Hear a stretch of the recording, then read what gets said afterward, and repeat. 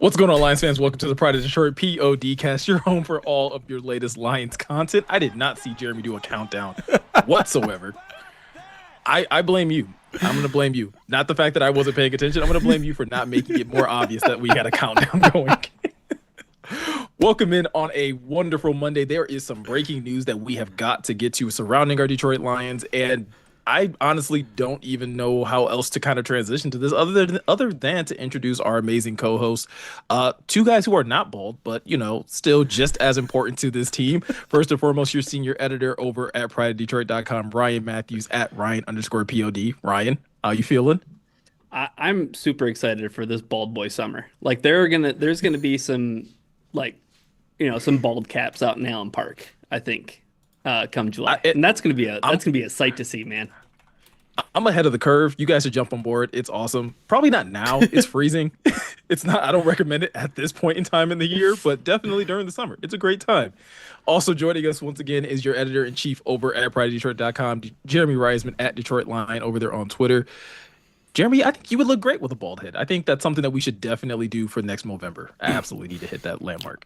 I mean, it's been on the table for the past couple of years. You guys just got to bring it next year. And, listen, if the bald boys can bring it to the Lions this year, then maybe I'll join them. All I can say is to this day, I no longer hate bald boys. Never. That's a deep cut for you. That is. Listen, it's the best thing ever, especially if you get to be bald and bearded. That's something that we're definitely going to get Petzing and Mike Kafka, the newly appointed staff member on the Lions offensive staff.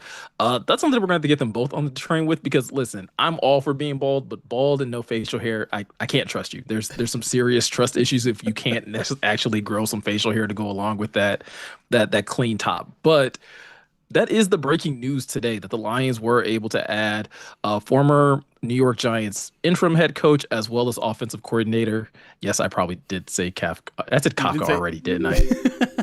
I didn't know. We had a big debate before we went live if it was Kafka or Kafka, and all things seem to point to Kafka. And we're going to go with it, whether you like it or not. Argue with your mom in the comments. I don't really care at this point. But that's who the Lions have most recently added to their coaching staff. And this is a big move, Jeremy. Mike Kafka was someone that was absolutely in the running for the Lions' open offensive coordinator position before they decided on Drew Petzing. And someone that I feel a lot of people were pretty high on it. And I think I've even seen in the chat that someone that you were pretty high on with the Lions targeting as someone to be that offensive coordinator. Yeah, I mean, like any offensive coordinator candidate this cycle, he doesn't come without his warts when it comes to his resume, right? He was literally the guy that was in charge of developing Patrick Mahomes.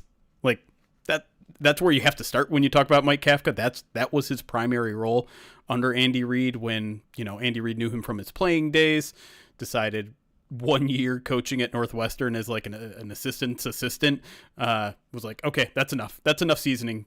Come over to the Chiefs, and I have the biggest task in franchise history for you. And the rest is history there. But then, he parlays that into the job with the Giants. The first year goes pretty darn well.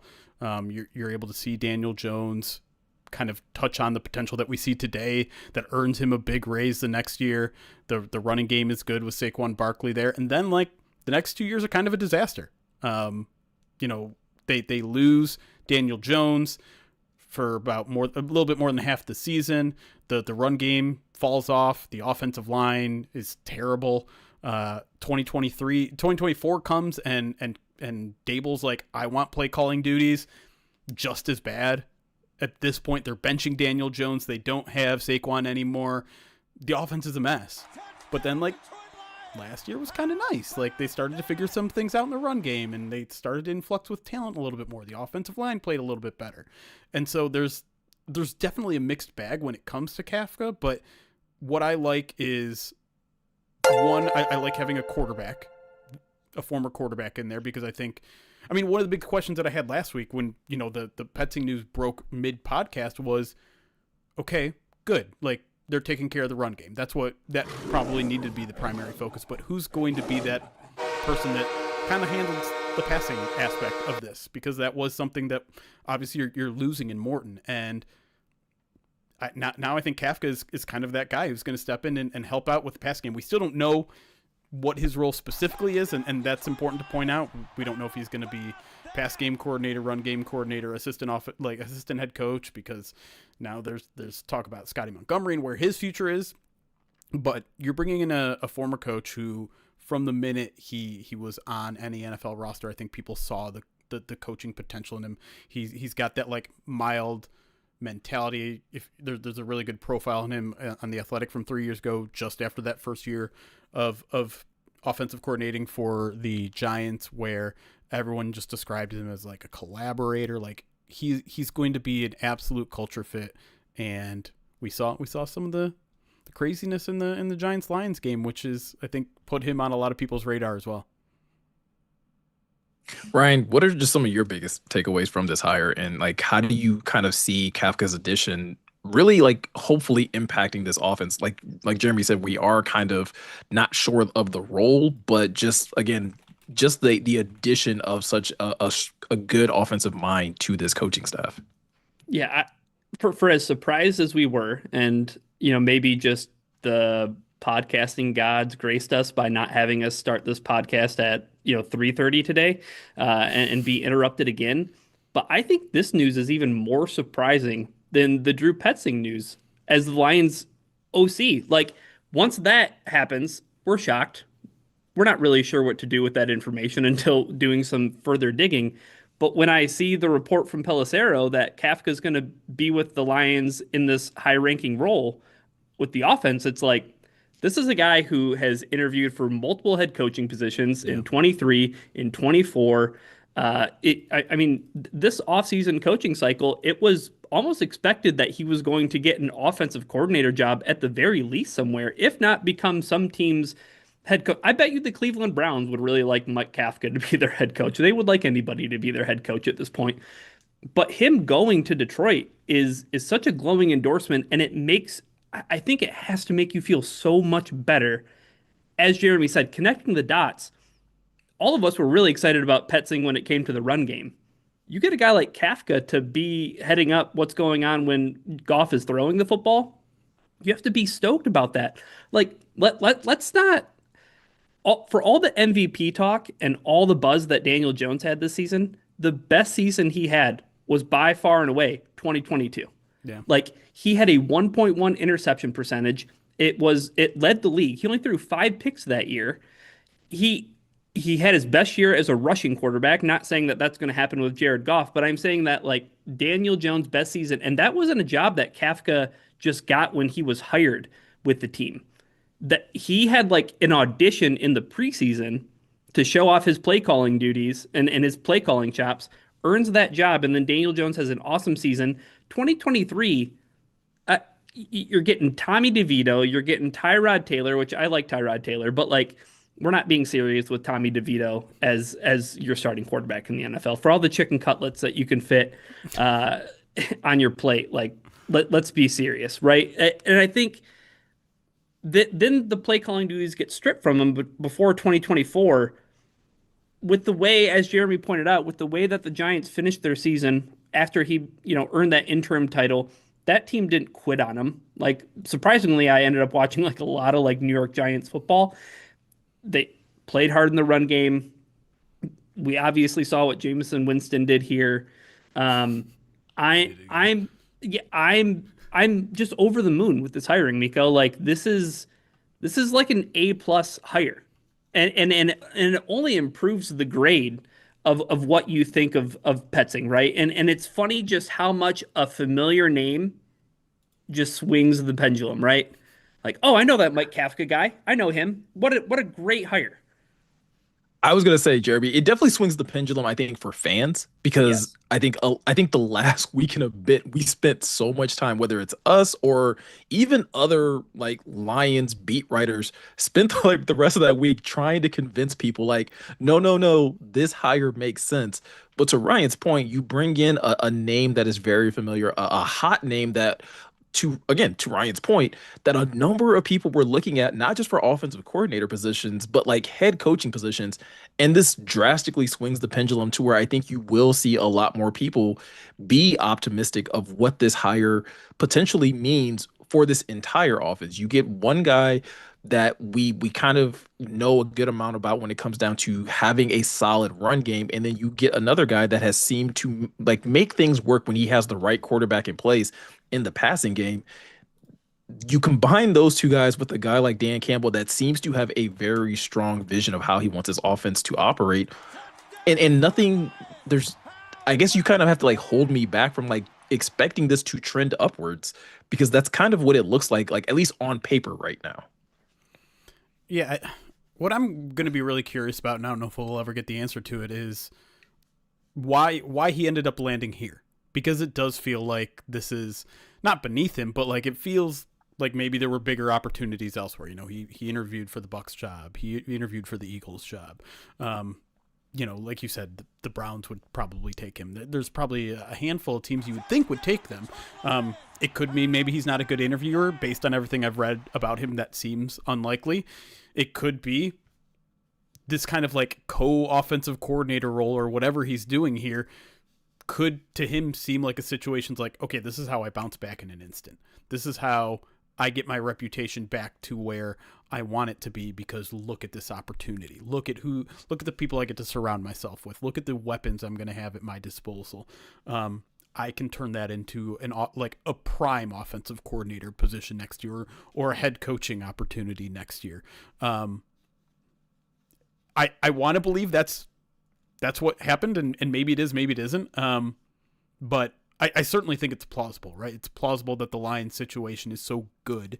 Part of the reason I think the Petzing hire was panned was because they're like, this is a great opportunity to snag someone that, could pick anyone. And so it's certainly possible that's what Kafka ended up doing.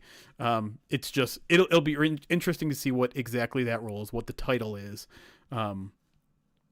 Because part of me is like, maybe it is, like, maybe I would love a co-offense. I mean, it's not going to be co-offensive coordinator because the Lions literally announced Petzing today. But you have to imagine it's going to be a pretty significant role. I mean, even the way it's being described, right, is a high-ranking offensive coaching position. So, yeah, that's the part I'm fascinated about is how he ended up choosing this and how the Lions potentially pulled him from, a technically higher ranking job somewhere else.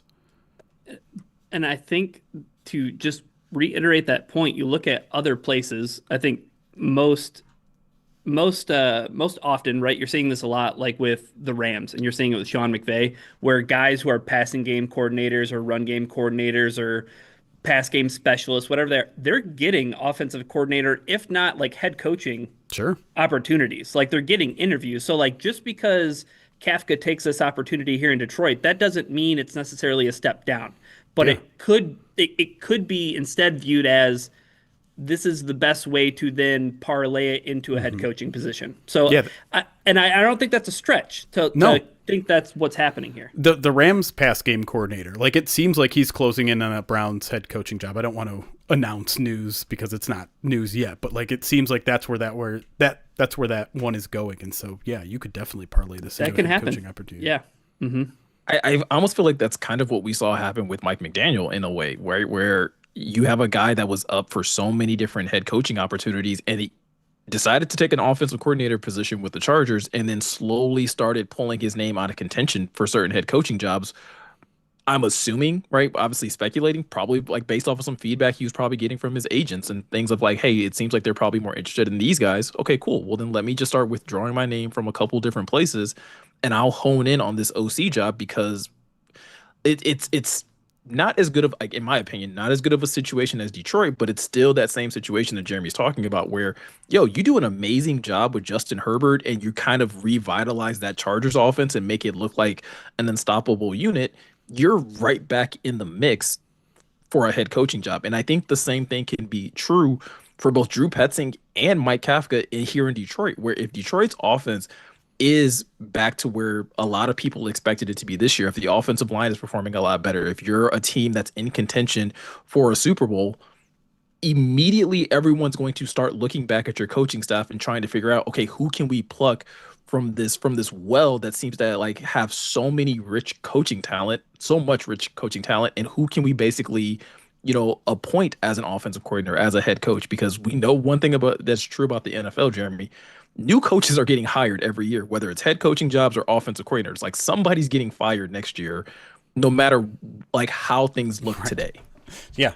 Listen, we could be one day from the season ending and I could tweet out something stupid like, looks like there's not going to be a lot of head coaching vacancies, and then boom, there's 10. That's just hypothetical, of course. The thing that's really intriguing to me, and shout out to Rich Silva from the Detroit News who pointed this out, but like now the Lions have a little bit of offensive influence from like three of the most powerful offenses in the modern era. You have your Sean Payton influence from Dan Campbell. You have your Andy Reid influence now from Kafka, and now Petzing is Kevin Stefanski. You're pretty much touching every tree except for the Sean McVay tree at this point. And that's I love that. I love the idea of having different wells of information and scheme to pull from. I like having these coaches that have these reputations of being level-headed and no ego and collaborative. And so to me, now that we have like this extra piece of the puzzle, it's so much easier to see the vision of what this coaching staff might look like in 2025. And listen, like this might just be a 1-year wonder. I know that was one of Dan's concerns is I don't want to, maybe I don't like being in the position of hiring a new play caller and then he's gone the next year. And I think, maybe this is naive of me. Maybe this is just me speculating wildly, but I almost feel like if the Lions are very successful on offense this year, it might be Kafka who gets the head coaching opportunity or the offensive coordinator opportunity. While maybe having Kafka on your roster, your coaching roster, buys you another year with Petzing, because I think Petzing has a little bit worse of a reputation, a little more stink to get off him, if that's fair. He also just has like more to do, right? Yeah. Like Kafka served as an intern, so he's got that kind of experience. He's been around the block a little bit more, right? It seems like too. Yeah. And so like maybe this buys you an extra year with Petzing if and listen, we're speculating that like the Lions are just going to be awesome this year, obviously on offense. So obviously they're going to get plucked apart again next year. Yeah. I do think that's part of the thing that's like very impactful from this news, right? Like you get Mike Kafka coming into your coaching staff, and I think we talk about like the perception of the fan base kind of changing. Like we were seeing people last week talk about Dan's job possibly being in danger with a hire like this. In your opinion, Ryan, like does this, not saying that it ever should have had legs in the first place, but does this kind of put that to bed by bringing in Mike Kafka along with Drew Petzing to be like, no, like Dan knows what he's doing? Amon-Ra St. Brown certainly thinks so, and let everybody know so. But yeah, I think that's how I felt even with the Drew Petzing news initially. It's the fact that it checked a lot of the boxes for the interview process. There were a lot of candidates that came in, candidates from outside, even more candidates than we knew, right? Based on the Dave Burkett story and all the people that they brought in. Tommy Rees, a name that did not get released to everybody until that Burkett report. So again, like it checked the box of it being a guy who's a play caller. It checked the box of being an extensive coaching search. And then you bring in Kafka and it just compounds it and it makes it an even better hire, in my opinion. So again, maybe this wasn't the plan the whole time, but I do think the timing's kind of interesting that, the day that Petzing officially gets announced as offensive coordinator, you also get this news about Kafka, who's joining the team in the role that he's taking, whatever it may be. The only thing I can think, Jeremy, that would be a downer from this is if the Lions lose Scotty Montgomery. Right. Yeah. And I'm not ready to put link those two together because as far as I know, Scotty hasn't even interviewed yet with the Ravens, right? They've just requested to interview him. And so for their offensive coordinator position. So I don't think it was like, oh, we're losing Scotty, we got to hire this guy, right? I don't you wouldn't go in that order of operations when he hasn't even interviewed for the job yet. I think it's probably more likely that this is maybe a pass game coordinator role until you look, and maybe that means that. Why am I blanking on his name? David Shaw, right? Shaw. Like maybe they move on from David Shaw because of the relationship he had with John Morton, right? That seemed like they weren't just hiring him for Morton, but they were definitely hiring him because they had a good working relationship that went back years and years and years. Right. And I don't know. To me, Shaw was always kind of it was an interesting step in his career because I feel like he's so made for college. And so it wouldn't be surprising for me if he eventually fell that way back. It's kind of late in the hiring process in college, so maybe that isn't happening. But either way, you're right. Like if we had to like sit here and run the math of losing Scotty Montgomery, but gaining a Kafka, is that an even split? Is that an overall loss, an overall win? I don't know. I hope we don't have to find out, but we're not. Yeah. We don't. The good news is we don't have to cross that path yet because. Again, I think it's coincidence that those news items broke like an hour apart. But it does. Yeah. But it's on the table. Like, do I think Scotty Montgomery is going to blow that interview out of the water? Yeah, he's an excellent coach. It remains to be seen whether he's ready to take that step as a coordinator, though. It's a big step.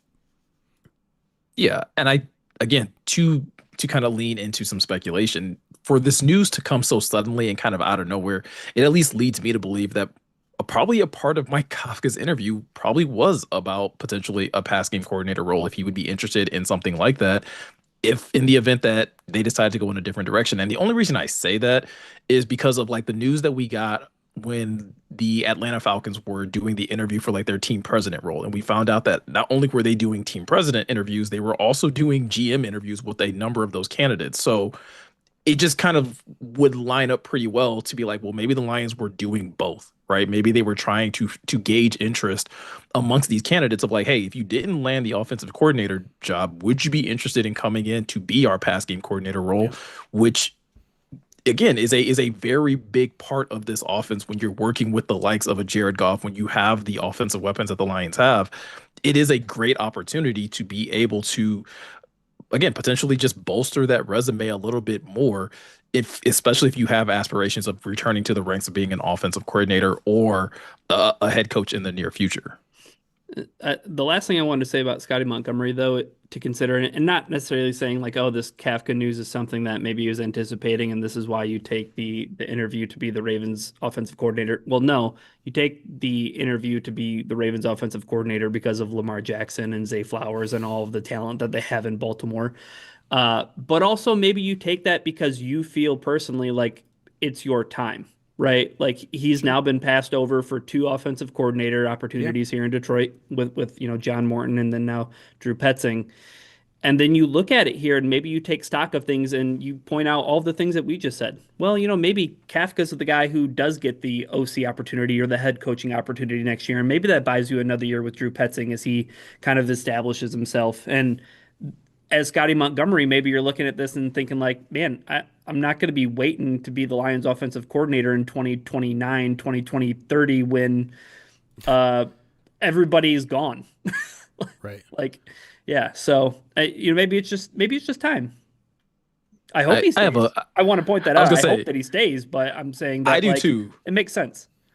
Yeah, I have a very lofty dream for Scotty Montgomery that I'll say for our audience here during our break. But I would very much like him to stay. I think what he's been able to do when you look at the 2 position groups that he's worked with, both the running backs and the wide receivers, the impact that he was able to have on Jahmyr Gibbs, the impact that it seems that he was able to have on Jamison Williams this past season, it points to Scotty Montgomery like having a clear role that's very important with this coaching staff. Not to mention, I believe he is the assistant head coach as well, which that is another like space that is a huge deal. And I feel like Dan in the past has also kind of viewed that role as like, hey, like as an opportunity to groom that person so that they are ready, not just to make the jump to like a coordinator position, but like to make sure you're ready to maybe make that jump to a head coaching role if that ever opens up for you. So it will be interesting to see how Scotty Montgomery views this opportunity with the Ravens, because it is, to Ryan's point, it's a very interesting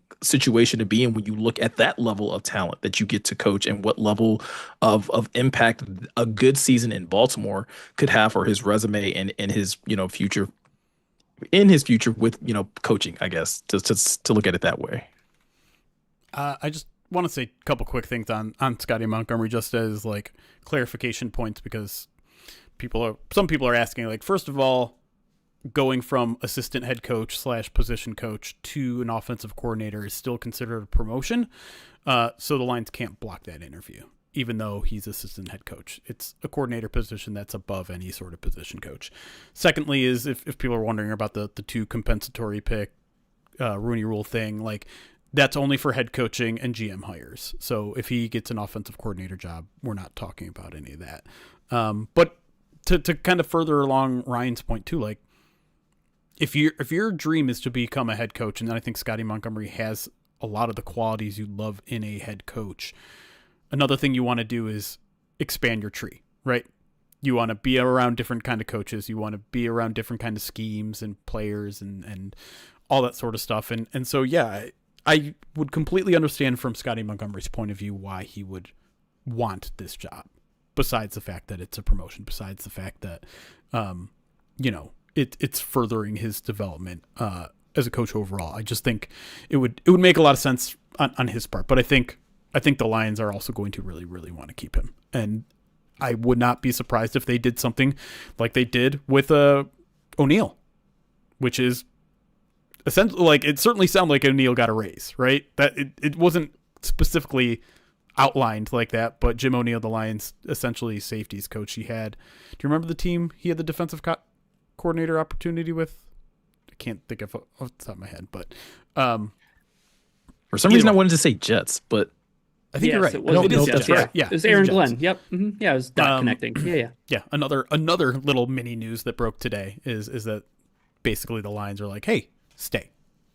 Wink, wink. We'll make it worth your while. And so I'm sure they've already done that with Scotty, if I'm going to be completely honest, but to see what he did with the running backs room, to see what he did with the wide receivers room this past year, and see some of like the, leadership type things that he's done before, head coaching type of things he's done before, literally standing in front of a room and giving a speech, those sort of things. This team would benefit from another year of that. I'd love to see Isaac Teslaw develop for another year under him, because of what I think he meant for JMO this year. I think he could mean for Teslaw down the line. Yeah. No, that's a really good point. And I think it's also worth pointing out that when it comes down to having like a coach like that, like I said, I can kind of see a path where Scotty Montgomery can continue to kind of grow here and hopefully like have an opportunity, whether it's, again, here in Detroit to eventually get that offensive coordinator role, because you talk about the likes of like Petzing or Kafka maybe moving on next year. Well, Scotty Montgomery continues to gain that trust. Like, I still feel like he's someone that could be in line for a position like that, even here in Detroit. Like, because I think he is valued that much. It just becomes a matter of how much like responsibility do you want to put on his plate going forward. Yeah. The other thing too is Scotty Montgomery, to me, seems like the guy that would be a little bit better suited as a head coach than a coordinator. I say that without like a ton of knowledge of what he's saying in meetings and schematic things, but I know he's a really good position coach. I know he's a really good leader. And to me, it almost makes more sense to see him take the head coaching jump than to do a coordinator jump. But we know what the league is like right now. They want schematic guys. They want X's and O's guys. And I'm not saying Scotty Montgomery isn't that necessarily, but I think some of the leadership qualities can get you kind of like a Dan Campbell, Mike Vrabel type of bump. And I think more teams should be interested in things like that.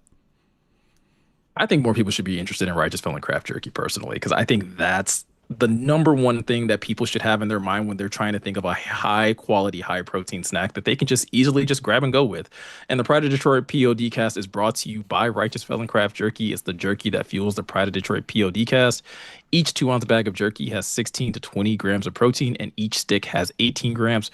Trust me, if it's good enough for the Lions, it's going to be good enough for you too. Righteous Felon is based in Westchester, Pennsylvania. They use locally sourced, all natural Black Angus beef and prides itself on superior quality, revolutionary branding, and unique flavors that go beyond the stereotypical jerky offering.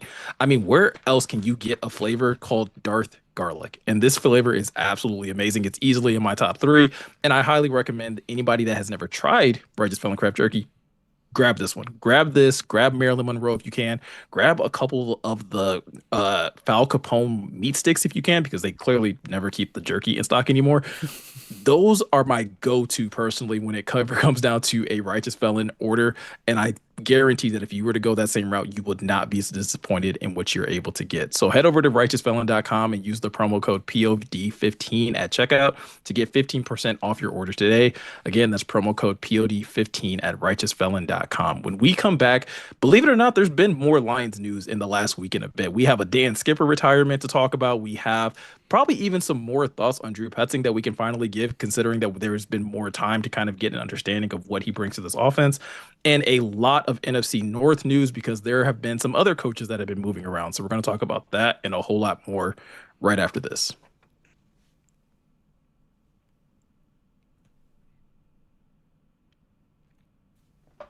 All right. We're on break.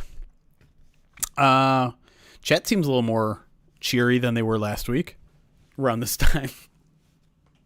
It's nice to see. Now bald coaches are in style. Now everyone's excited to have a bald coach.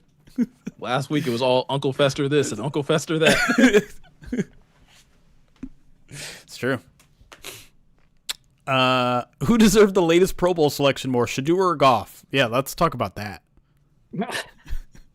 Do you know, as soon as I saw that news break, I typed in Josina Anderson into Twitter because I was like, I want to see this spin.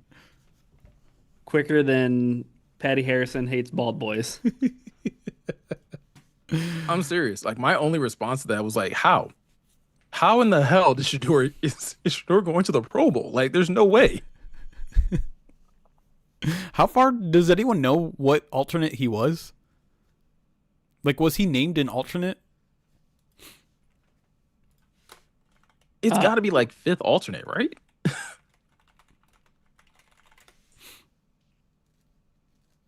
I feel like did Trevor Lawrence didn't make the Pro Bowl, did he? Sanders was not selected as one of the 4 alternate selections at quarterback when the rosters were announced. So how? Wait, so how? Yeah, I was gonna say the same question, but like, also, it's what's the breakdown? It's like, is it 100% fan vote? No, it's 30. It's 33. 33 fan, 33 coach, 33 teammates, I think. I'm pretty sure. Okay, yeah, Goff taking Darnold's spot makes sense. Like, makes clear sense. Well, yeah, it had to happen. I mean, Goff was next in line. Goff was the number 1 alternate. He was 4th behind Stafford, Prescott, and Darnold. So who? Okay, hold on. I gotta look this up. Okay, but also, like I said, Trevor Lawrence wasn't named to the Pro Bowl. Like, was he hurt? Okay. What alternate was he? This is from Brown Zone Scott Petrak. So Josh Allen has a foot injury. Justin Herbert has played through a broken hand. Drake May's in the Super Bowl. Bo Nix has a broken ankle. Patrick Mahomes, ACL. knee surgery. Yeah. Daniel Jones, torn Achilles. Mm-hmm. Yeah, like, we got Joe Burrow. Yeah, and we had like a half a season of Joe Burrow, and he should still be in there. So who are the AFC quarterbacks? Like, before Shador got it, I'm assuming it's Lamar and. It's a good question. Honestly, I don't know. Like, it has to be Trevor Lawrence, right? Excuse me. It has to be Trevor Lawrence. Josh Allen, Justin Herbert, Drake May were the top 3. Why? I need to know. Like, he was the 16th alternate. Everybody else is hurt or just did not want to go. Like, imagine that many people were just like, no, I'm not. I don't want to play flag football. Okay. Dude, this is insane. I can't. This is. Because they do, like, that comes with a paycheck, right? Like, that comes with, like, money. And the fact that some dudes were just like, nah, I'm good. But it comes with online arguments and discourse, Miko. There are going to be so many people who go, Shedeur Sanders is a former Pro Bowler. Was over under 3 picks in the Pro Bowl. Like, that's all. Just let that thing fly, I guess. I don't know. Is this more ridiculous or Mitchell Trubisky's Pro Bowl in his second year in Chicago? Well, I mean, that guy is a former MVP, so Shedeur doesn't have that to his name. It's Shedeur by far. Like, Chicago, Trubisky was 11-3 that year. So yeah, they went to the playoffs. Yeah. Yeah. I mean, I forgot about Tyler Huntley. Shedeur he literally has more interceptions than touchdowns, and he's going to the pro. Like, I don't understand.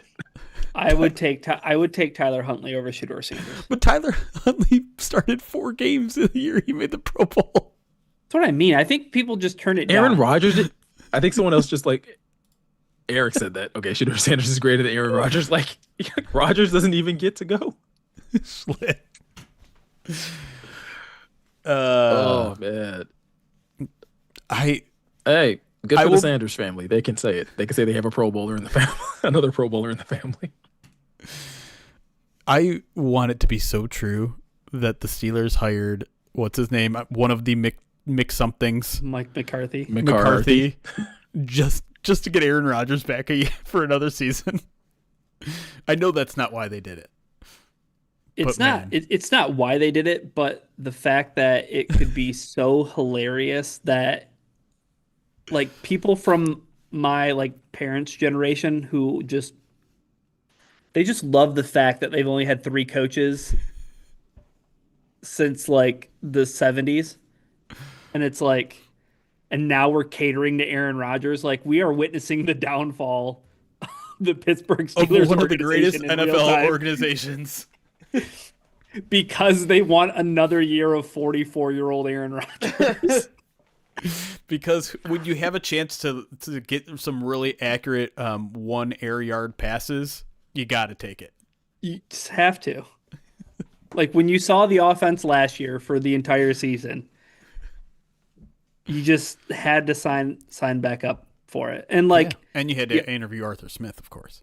Okay, but then also Arthur Smith is the offensive coordinator for Ohio State.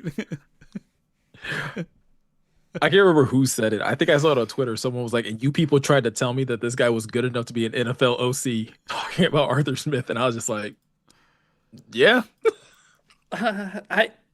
Arthur Smith and Matt Patricia on the same coaching staff is everything that like a Detroit Lions fan / Michigan Wolverines fan is just excited about. All right, let me get to some alerts. We'll talk more Kafka and Petzing and whatever you want to talk about, chat. Veteran, thank you for following on Twitch. Yevitz, thank you for the 51 months subscribed on Twitch. Dan Pask, 55 months, says between Mike Kafka and retaining Jim O'Neill, Dan's not effing around. Go Lions. Go Lions. Irwin, 46 months, says, I can't take Mike Kafka seriously. Sorry. Blame Final Fantasy 6. Kappa. I'm looking at you, Miko. I'm hoping you can make sense of that. I'm about to look up Final Fantasy 6 because I think I haven't played that one. Is Morgan in the chat? What about Ty? I feel like Ty has played Final Fantasy 6. Are you stereotyping people right now? Okay. Yeah. But just people on our staff, so it's okay. That's fine. That's fine. Monkey, thank you for the follow. The HR handbook. I think they made an entire show about that, Jeremy. Oh, did they? Yeah, you just chose not to watch it. Oops. Lions, they give them 54 months, says you get a... What happened there? Your message get cut off. Deep Rente, 32 months, says another month of Bezos bucks for the boys. Hey, thank you. Appreciate that. Graham Glasgow, by the way. Who? In the very first segment, Graham Glasgow, I'm sorry. Who? First, he rated us with a party of 76. to everyone who came over from Graham Glasgow's stream. Welcome. Hope you're sticking around. Hope you enjoyed what I presume to be a lot of gameplay of. Yeah, we're not playing Counter-Strike over here. Counter-Strike. There we go. But not only that, Graham gifted 5 subs to the community after that. So if you're Owen or the Nightman or Finster or Pick 6 Madden or David A, give a little shout out to Graham for the 5 gifted subs. Appreciate you, buddy. Ryan. Good guy, Graham. Good guy, Graham. GGG. GGG's in the chat. Ryan Toledo, Detroit, 41 months, says every time I see the Lions offensive staff, I think I'm back in the pants. That's right. Slyest Rye. That's you. Yep. 47 months, 16 in a row. I don't know what happened. I don't know who the Twitch Prime went to before. Yeah. Bezos Bucks. That's one bald boy who's not allowed in the club. We're not going to let him in the club. No Bezos boy, bald boy. All this Final Fantasy alliteration's getting to me. 6 had a character named Kafka Palazzo. Apparently.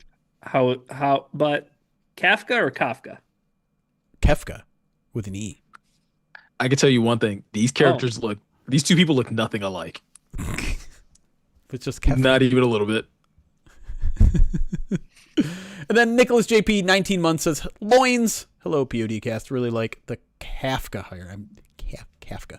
Kafka. Wanted him as OC, to be honest. Yeah, he was one of my faves for the OC job, so I'm happy. All right. We're caught up on alerts. My phone is blowing up. Oh, that's you. What is this? What in the world? Let's hope it's Kafka. It's Kafka Palazzo. That's just gonna be. I'm just gonna keep this in front of my thing. and just talk from behind it. Yeah. Although we got to figure out a way to make you not covered. Oh man. Go. Expose the DMs. There you go. There you go. We're just gonna do this the whole show. Let's hope that Kafka doesn't look like that by the end of the year. Yeah, that's true. JT Sam, does Jeremy finally believe that special teams matters after yesterday? On a real note, really happy we don't have to sweat special teams plays as a Lions fan.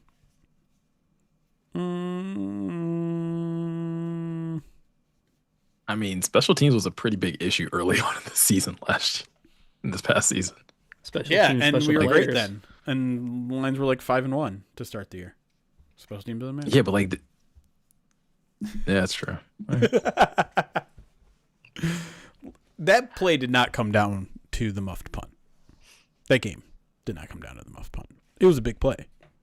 Mm-hmm. It mattered. It mattered. But the red zone stand by the Seahawks, that turned the game. Oh, I definitely felt my dad's like DNA like boiling inside me. I was like, kick the field goal. Really? Kick the field goal. Ooh, like, I don't know.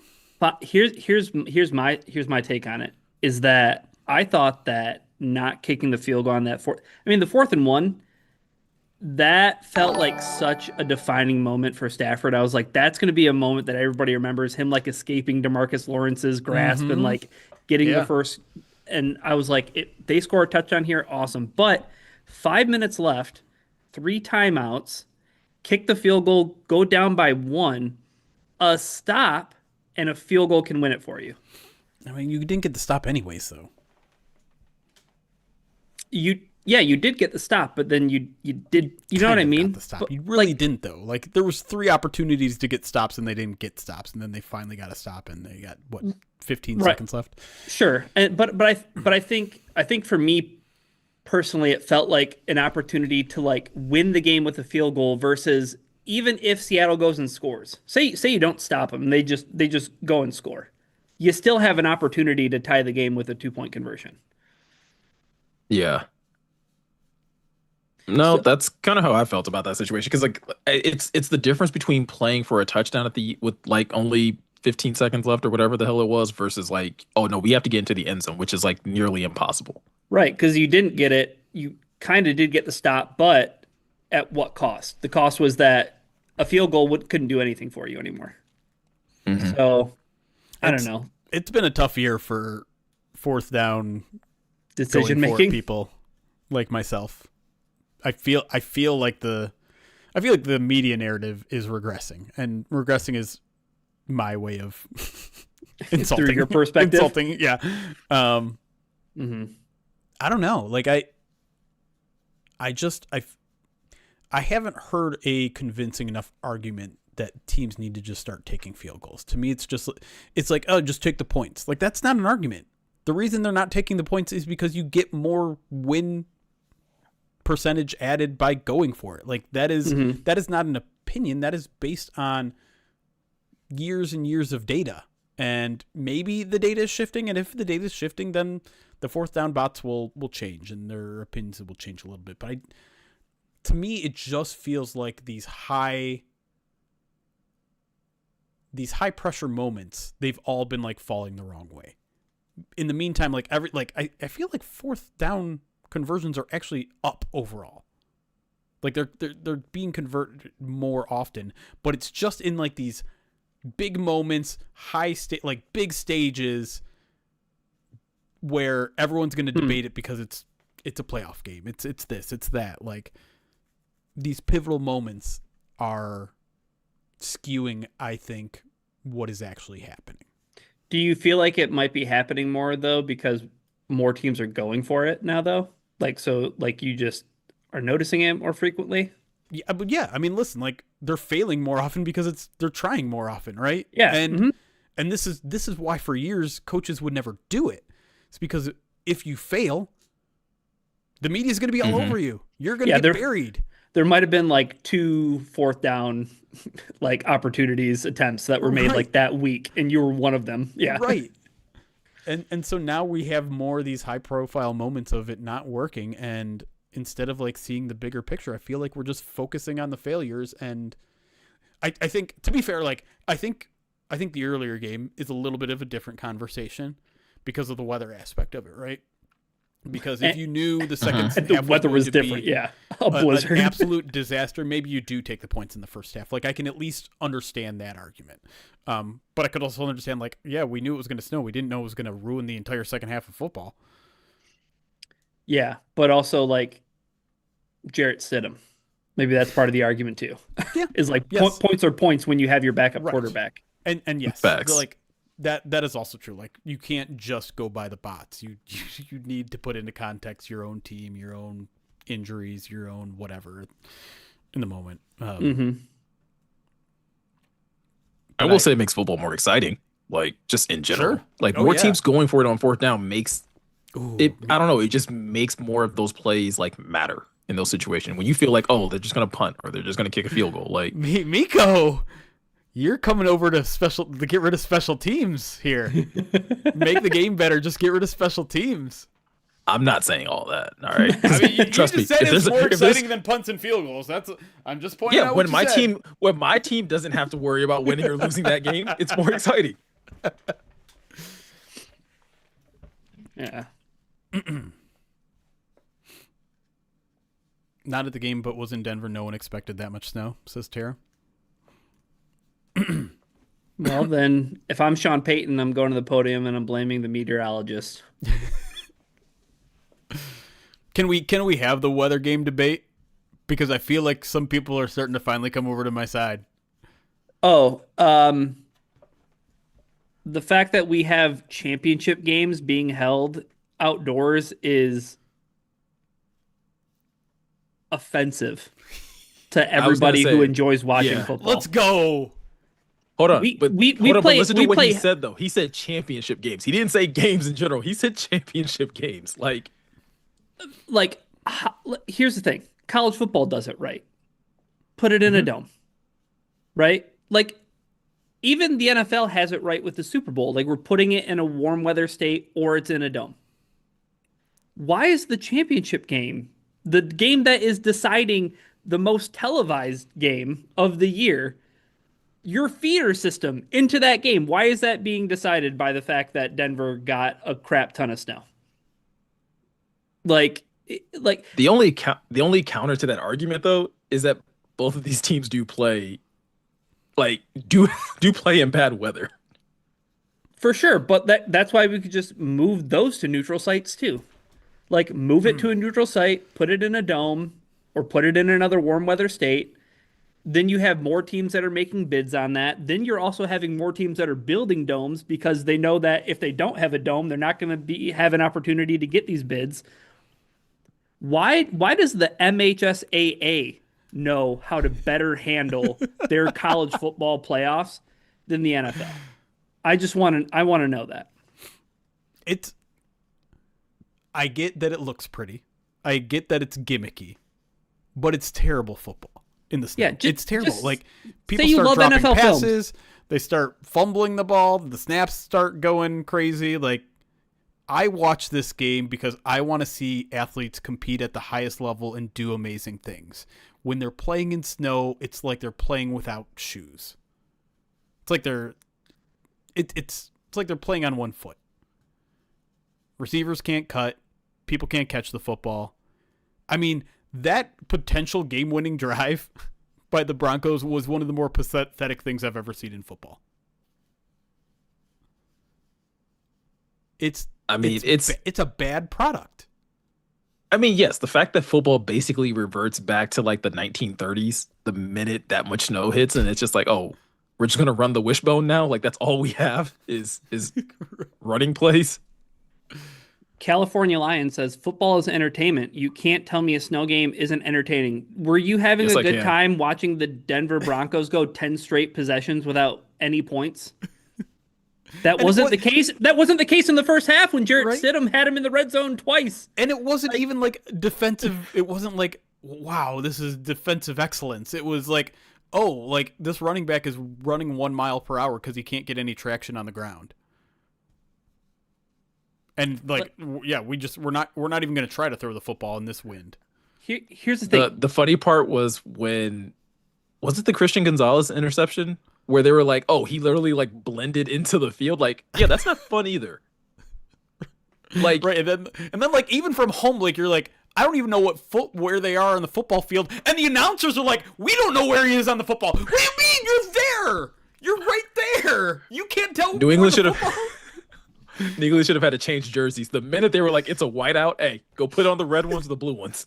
I mean, what was the old story that was it Edelman was telling about like the gloves and like Oh yeah, in New England like you wear the gloves based on like what the other opponent's wearing, like that's just more New England Patriots shenanigans going on. They had intel on how much snow they were going to get, so they're like, oh yeah, we're going to wear the all whites. Yeah, the thing is like that game is entertaining and fun when it's the New York Jets versus the Buffalo Bills in Week 15, and you're allowed to have fun and be entertained by that with zaniness. But like this was a game that decided who was going to the Super Bowl. I don't like that argument because I think the Lions Eagles game from whatever year that was, 2013 or 2015 or whatever it was. Yeah, I think that ruined the Lions' chances of making the playoffs that year. it might have, but that game was Listen, entertaining. No, there was no, No, it it wasn't. There was Yes, no, it there was wasn't. one. It was There was it was one a- entertaining moment. There was one entertaining moment, and it's the Calvin Johnson catch where he comes up and it's just face mask full of snow. And from that point on, the game sucked. Like it was, no one was having a good time. that was a charade of a game. Well, I had fun. Brian Westbrook's like 4 touchdown runs because no one can trudge in the snow. Was it Westbrook or was it someone? No, else? it was LaShawn that was McCoy. shady. Oh, it was shady. Yeah. Screw that game. But Jeremy Ross did hit a punt return touchdown, I think. Tell me you didn't have fun watching that. Deep play happen. scars. That's my memory is based on deep scars, not entertainment. Terrible. Yeah, I distinctly remember watching that game and being like, Why are they playing football right now? And why does this feel like there's not like an actual effort to get the snow off the field? Yeah. That's I don't know. Important football games, very, very important football games. And I know you can maybe make the argument that all of them are important, but the most important ones. Yeah, but I think that's a good distinction though, because again, if one game in a 17 game schedule like is impacted by weather, like okay, you still had 16 other opportunities to get a win that you probably shouldn't have or that you should have. You talk about one game to go to the game of all games. Like no one wants to walk home and be like, "Oh yeah, if it hadn't have snowed, maybe we would have done X, Y, and Z." It's ridiculous.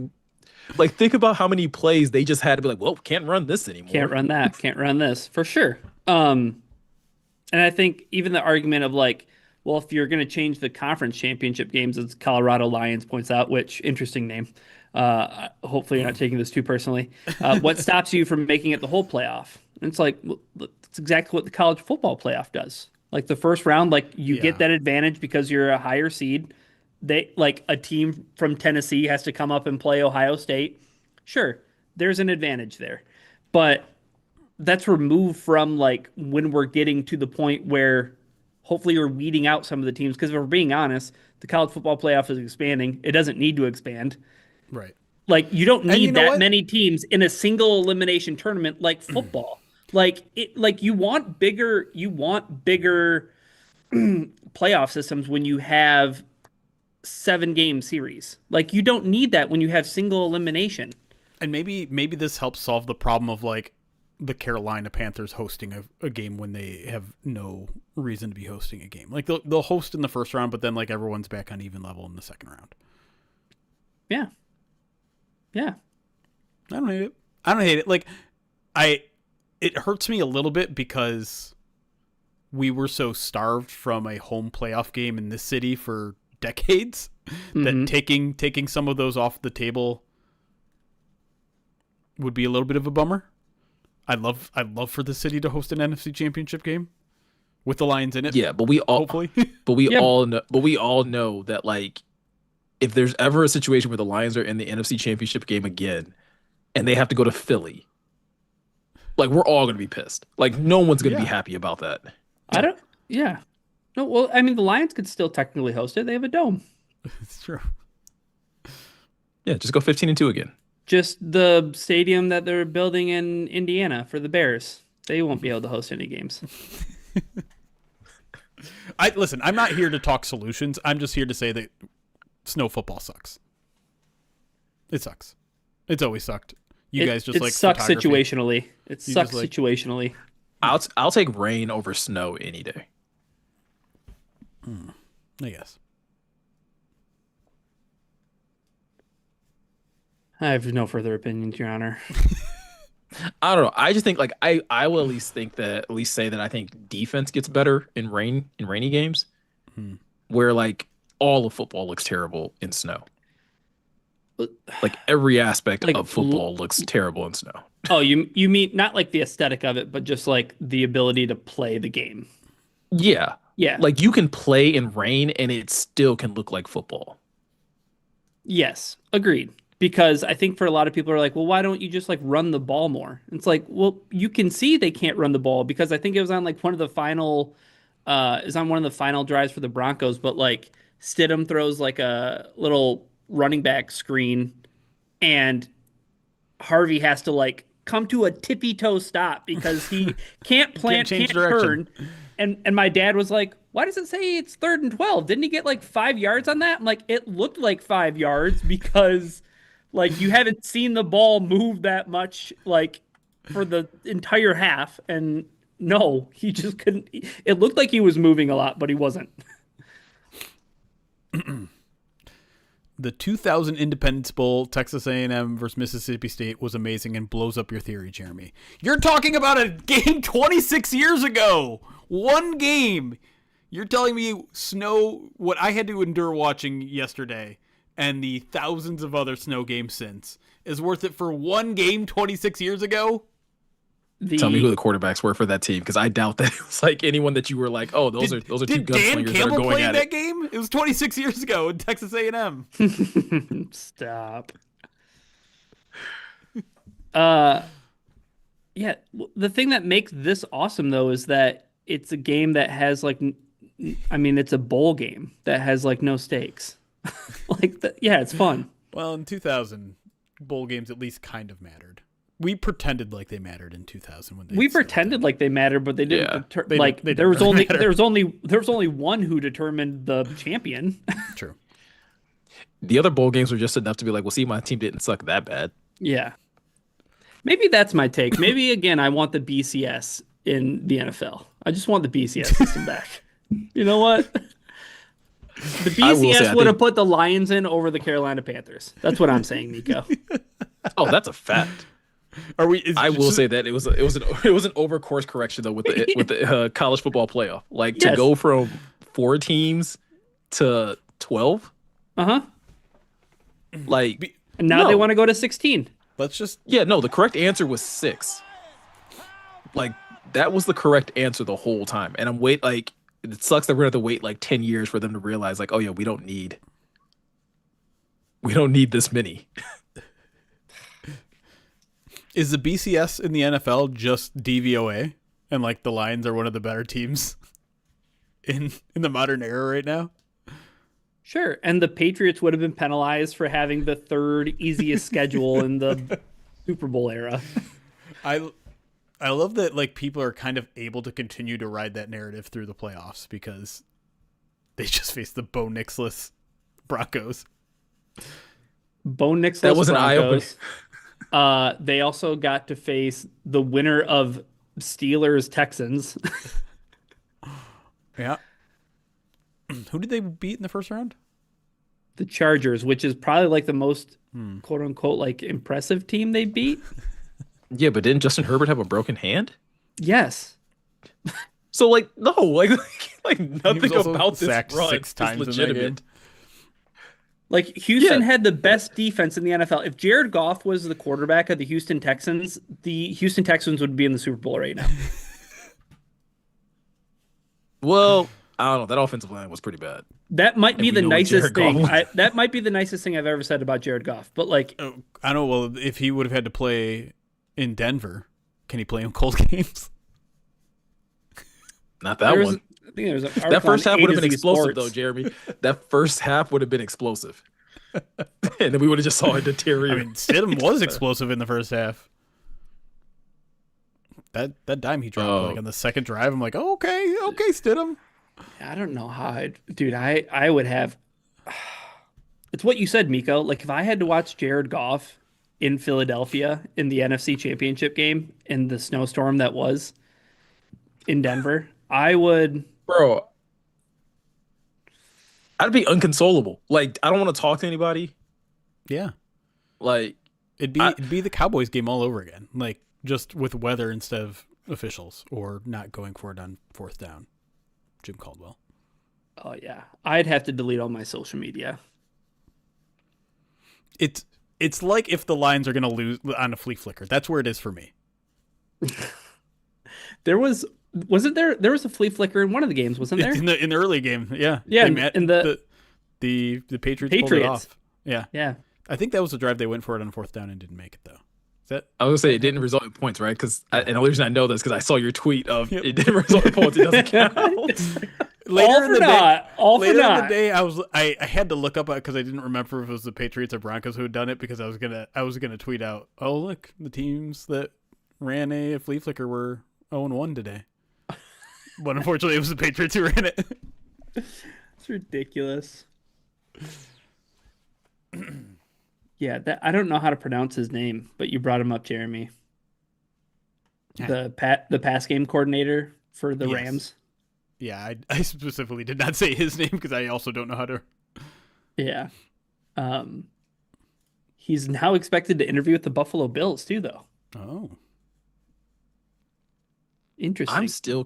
I'm surprised that so many people have pulled out from that job. The Bills?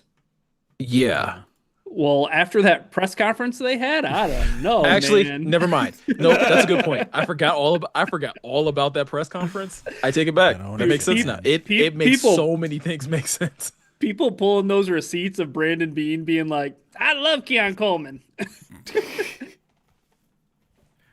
Oh man. I'll say this may have been a sad year for the Lions, and we might feel bad about where they are as a franchise, but man, watching the Bills and the Browns and like everyone pull out of those jobs, it's just like, oh right, this franchise isn't there anymore. Like this, people actually want to be here. People actually are interested in the Lions, and we're relevant, and we're still a good team. And I know the bar's been raised, and I know most people just want a damn Super Bowl, but let's at least be a little bit thankful that we're not on that level anymore. We're not on the embarrassment of a franchise level anymore. We're not at a point where you have to hear from your owner, where you're like, I want to hear from ownership, and then they say stuff like that. You're like, I never want to hear from ownership ever again. That was oh man, that was such a that was not a good showing for the Pagula family. Like oh man, if there's anything that NFL teams should like learn from that moment is like, hey, once your owner reaches like 70 plus, never let them talk about players, because they don't muzzle them.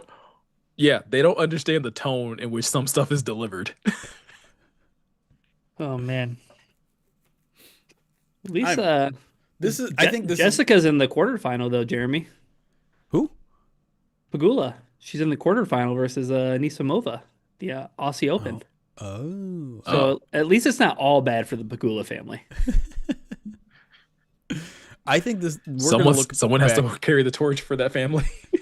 We're going to look back at this coaching cycle this particular year as like so pivotal for so many franchises. For a third of the league? I feel like it's going to be in the negative for a lot of them. Like I think the Giants could legitimately turn things around. I think Harbaugh somehow fell into their lap. But like, I'm concerned about the Steelers. I'm concerned about the Bills. I'm concerned about even the Ravens to some point. Like I don't know a ton about Minter, but no, I'm concerned. It didn't move the needle enough for me to be excited for them. But was there a guy that would have moved the needle? Like I don't know. I don't know. Like Mike Tomlin. Honestly, like the most funny. I was pretty adamant up front, and I'm still surprised that he kind of like just fizzled out in terms of like head coaching candidate. But like Raheem Morris to me felt like a slam dunk hire if you were the Ravens. And like, I don't know. Where did he go anywhere yet? Raheem? No. Yeah. No, I feel like he was like around those first like few interviews and things like that, and like fizzled. My only beef with Raheem is I feel like I remember a lot of specific, like he didn't manage a 2-minute drill or a fourth down or whatever end of game scenario particularly well. But if I'm going to hold that against, one or two examples of that guy messing up, if I'm going to hold that to him, like I can point to probably. And I couldn't find the exact story. Yeah. I couldn't find the exact story, but I remember like something with like Penix and like him getting reps in the preseason. Oh, right. And there was like a weird kind of like, there was a weird take he had about like he doesn't need the reps for some reason. Yeah, he doesn't need them. I forget what it was, but so yeah, it's easy to have that stance when your quarterback's Lamar Jackson, though. Like, yeah.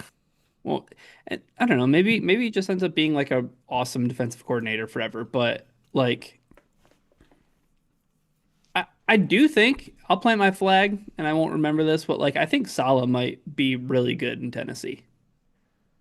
I think he probably got a raw deal in New York, and like we're seeing that like it's almost impossible to succeed, which I think makes the Harbaugh thing so fascinating. And I don't know, like. That will be interesting to see, but like I think Saleh is going to have like much more low key, and I don't know if he hired an offensive coordinator yet, but I was hoping that it was going to be Mike McDaniel, and then he went to the Chargers. But I thought that would have been awesome with him and Cam Ward. But yeah, I mean, worst case scenario, if you're getting like with Salah at Tennessee, just build a great defense. Like at this point in time, you just need to kind of be able to limit the offenses that you're in that. Like that's basically all that Houston did this year was like, you're going to kick the crap out of everybody and make life difficult. Mm-hmm. Oh, this is an awesome A to Z sports article. Packers are quietly prepared with several offensive coordinator candidates as Adam Stenovich. He's apparently like the top guy for the Titans offensive coordinator position. Mm. So Stenovich has been the Packers OC the past 4 years, but Yeah. the head image for this A to Z sports article is Kafka. You know what's wild though about Salah? I got a buddy in Cleveland, and he said his friend saw someone making a cake saying congratulations, Robert Saleh, on the Browns job. Are you kidding me? Yes, I'm kidding. I know you are. Good old. I feel like they're gonna default to Jim Schwartz for that job, right? Like they're just gonna be like, well, nobody else wants this job, so here you go, Jim. Maybe. Poor Jim Schwartz. Just leave. You can get a defensive coordinator job somewhere else, Jim. I know you're probably pretty comfortable there. I was gonna say he gets to coach one of the best defensive players ever. I guess that's true. Did you see the report about the Browns hiring process? Oh yeah, the little survey or whatever they do. Well, I saw that it was like they were asking them to write like essays. Yeah, I think yeah, it's like a test. You're like a pre-interview test. Yeah, and that they were like giving head coaching candidates like homework to do too. Yeah. What? It's crazy that no one wants that job considering the state that the AFC North is about to be in. Like the AFC North is arguably pretty wide open with like you have 3 teams that are going to have new head coaches. Joe Burrow's still probably mulling whether or not football's fun. Like literally anybody can win that race next year. I have mixed feelings on the Browns thing. I know it's part. I was reading something about it today, and they were talking about it how it's kind of fueled by their analytical movement that has been going for a few years now. It's just like let's get a baseline type of thing. But I think the most compelling thing that makes it terrible is that a lot of these guys have like 5 interviews in a week. They got a lot of shit to do. They have a lot of research on all of these teams so that they can sound informed and give them opinions on what they want to do with each of these teams. And like to fill out this psychological survey or what, I know that psychological survey is part of it, has got to feel cumbersome and too much. And yeah, I understand. Just trying to make sure they're prepared. I understand you want to be different, and I understand you want to like try to get that inside edge that maybe the other teams aren't getting, but that just feels like you're being too smart. What's the saying? You're being smart by, I forgot how the idiom goes, but you're being smart as a mouse. Smart as a mouse. That's right. This was Pelissero on Rich Eisen. He says they spend an extraordinary amount of time gathering data on their coaching candidates. You're talking about taking a personality test. You talk about writing an essay. You're talking about completing homework assignments going into both the first and second rounds of interviews. And Eisen asked, there's a written test, really? Like they want you to write an essay? And Pelissero says, questionnaires, a multi-part essay, and a personality test, and then additional homework assignments if you get through the first round and onto the second round. And he says it's unlike any other in the NFL.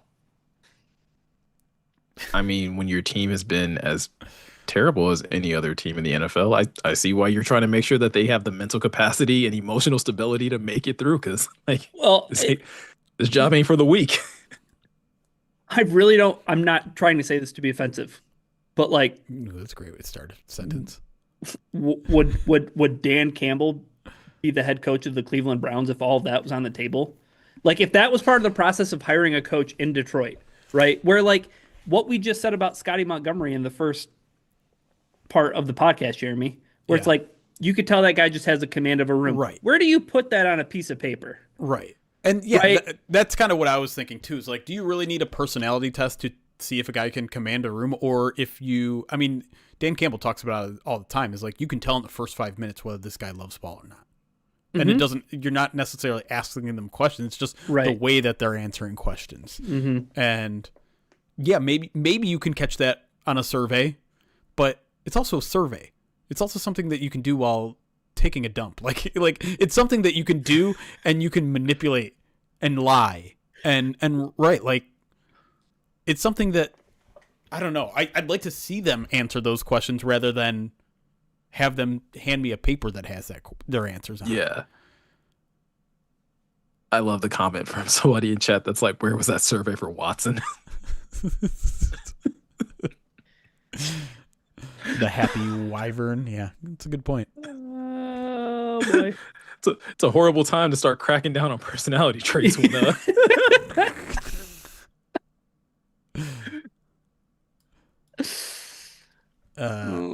yeah, just fill it out with ChatGPT. I'm interviewing for an NFL coaching job. What's a good thing to say? How would you answer these questions? How would you? As players are walking back from their training camp practice, scan this with a QR code and fill out this Google form and let us know how satisfied you were with your training camp experience today.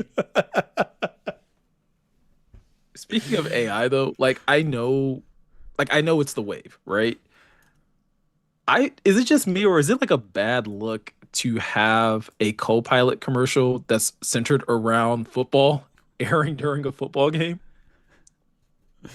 Oh yeah, what team is it? What team is the Bucks? It's the Bucks, where it's just like they're drafting based on what AI is telling them to do. They're having co-pilot like compile all of this information, and it's just like, yeah.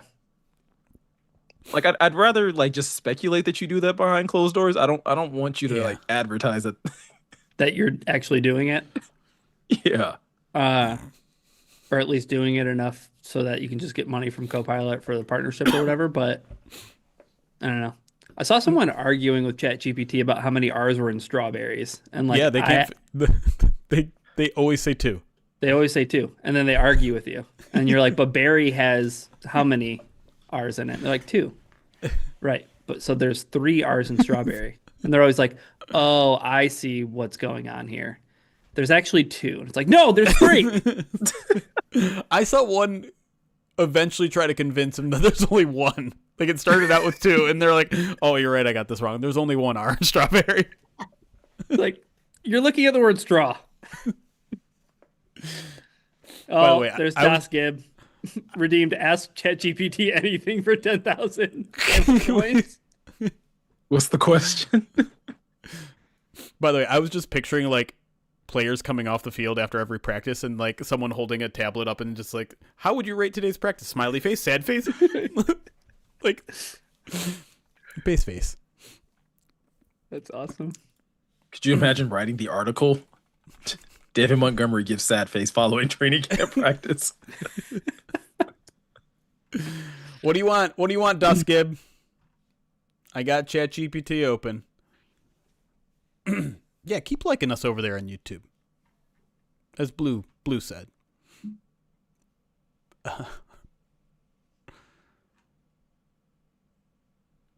Oh yeah, I've also seen. I'm like part of my algorithm is people effing with AI, and another one that they can't do is count to 100. Oh like, really? And they will tell you, no, I'm not going to do it. Like, no, you don't need me to do that. It'll just be like 1, 2, 3, 4, 5, and the rest. Like, that's what it'll say. And there's this funny account that's like always like just trying to put in weird situations, and he's like, and someone gave him the suggestion, like, say that like you're having a panic attack, and the only thing that calms you down is someone counting to 100, 1 to 100, and he's like, it still wouldn't work. How do I get the Browns head coach job? All right, here we go.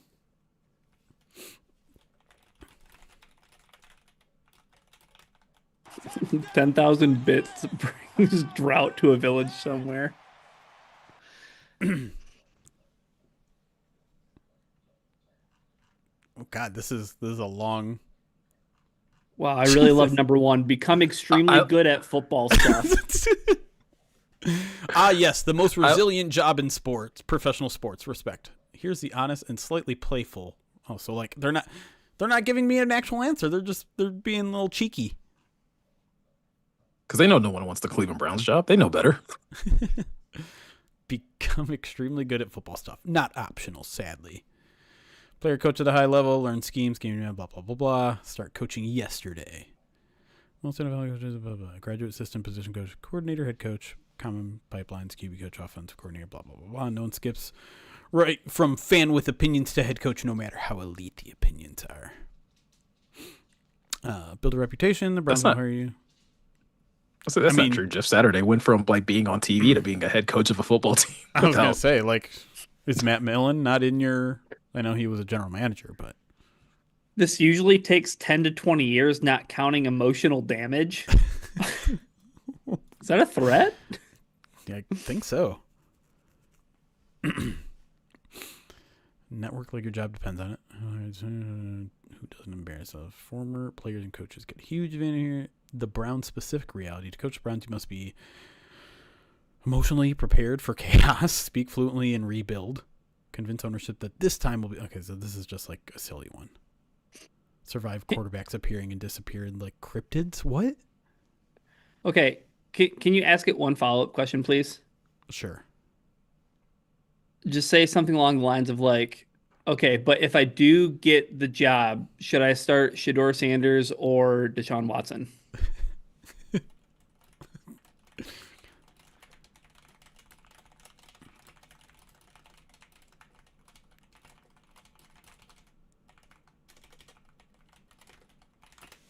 Is that not how you spell his name? Shedeur. Oh my god.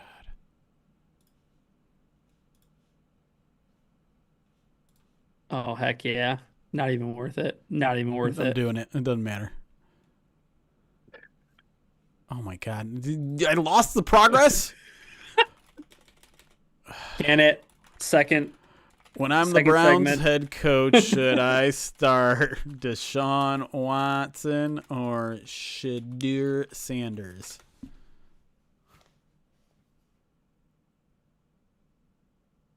Oh, it's actually giving me an answer. I feel like back then it's like, I'm not allowed to give opinions. If you're trying to win right now, you should probably start Deshaun Watson, huh? Apparently. Screenshot this, send it to Josina Anderson. We're just skipping down to the bottom. If it's week 10 and the season slipping and Shedeur is ready, you start Shedeur Sanders and don't look back. Fans will forgive losing. They won't forgive losing hope. Ignoring hope. That's not true.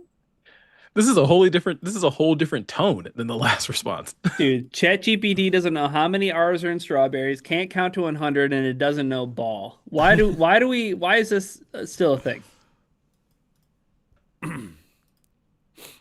Because it makes me sound more professional when I have to send emails to people.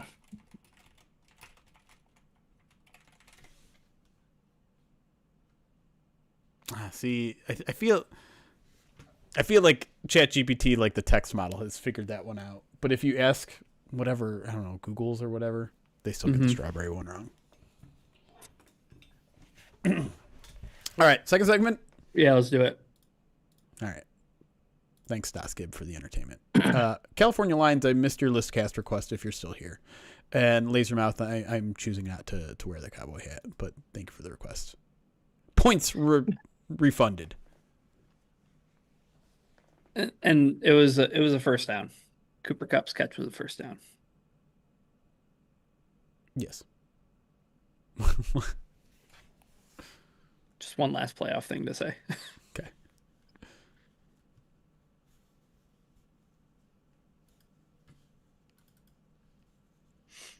And welcome back to the Pride of Detroit PODcast here, segment 2, where I think it's a good time, guys, to still get any thoughts that we have out about Drew Petzing, because that first segment we spent a lot talking about Mike Kafka, a little bit of Drew Petzing, but Jeremy, I know you were kind of hesitant, I guess is the right word to say, last week about necessarily talking about giving your thoughts and opinions on this hire until you had a little bit of an opportunity to get a little bit more information. So now that you've had that, like, what do you think about Petzing as the new Lions OC, and what do you think he's initially going to bring to this offense starting next season? Yeah, I mean, it still by itself was a move that was just kind of like a meh. Like everyone, it's easy to see the fit, right? It's easy to see the creativity in the run game, the 12 and 13 personnel stuff that fits what the Lions want to do, the building off the run game with the play action, the under center stuff, which I think is kind of his bread and butter. The mixed success in Arizona, there's so much going on there where I think injuries were a part of it. I think Kyler Murray not being a great quarterback and certainly not the best fit for Petzing himself was part of it. The offensive line dealing with injuries, dealing with inconsistent play was part of it. But I will say, like, I'm sorry to Pride of Detroit Direct subscribers because we had Bo Brack on there, a Cardinals reporter, and man, he at every turn he was very negative about the pick, and it's hard not to take some of that stuff to heart. Like I do think it sometimes fans of teams can be a little bit extra hard on guys that don't work out. Certainly, I mean there were people here that were saying, "Good, Ben Johnson's gone. He doesn't know how to win in big games. He calls terrible plays in critical moments." Like, you'll have that take now, but it seems pretty overwhelmingly like it's not like we just caught one of the minority negative people in Arizona, right? Like, it's been a pretty consistent, he does this wrong, he does that wrong. Now, I think everything about his situation here in Detroit is better. I think he's got a better quarterback, he's got a better offensive line, he's got a better skill positions, he's got better coaches around him. He's got a franchise that's in a much better spot and can support him in ways that he needs to. But, I was definitely left, I think, after a full week of thinking about it, a little underwhelmed by the hire by itself, with the acknowledgement that, as Amon-Ra said, we don't know. I don't know. It's easy to say, like, oh, no, it's not going to work, because most coaching hires don't. But I can at least see the vision with it. And that's all. That's all you can give me right now. You can't give me proof that it's going to work. You can just give me a vision of why you made the pick. And because I can see that, I get it. Yeah, and I think that was co-signed by so many other, like, I'll say, like, people's opinions that I respect within football media. Not saying that I don't respect Bo, and, like, Bo has his right to his opinion.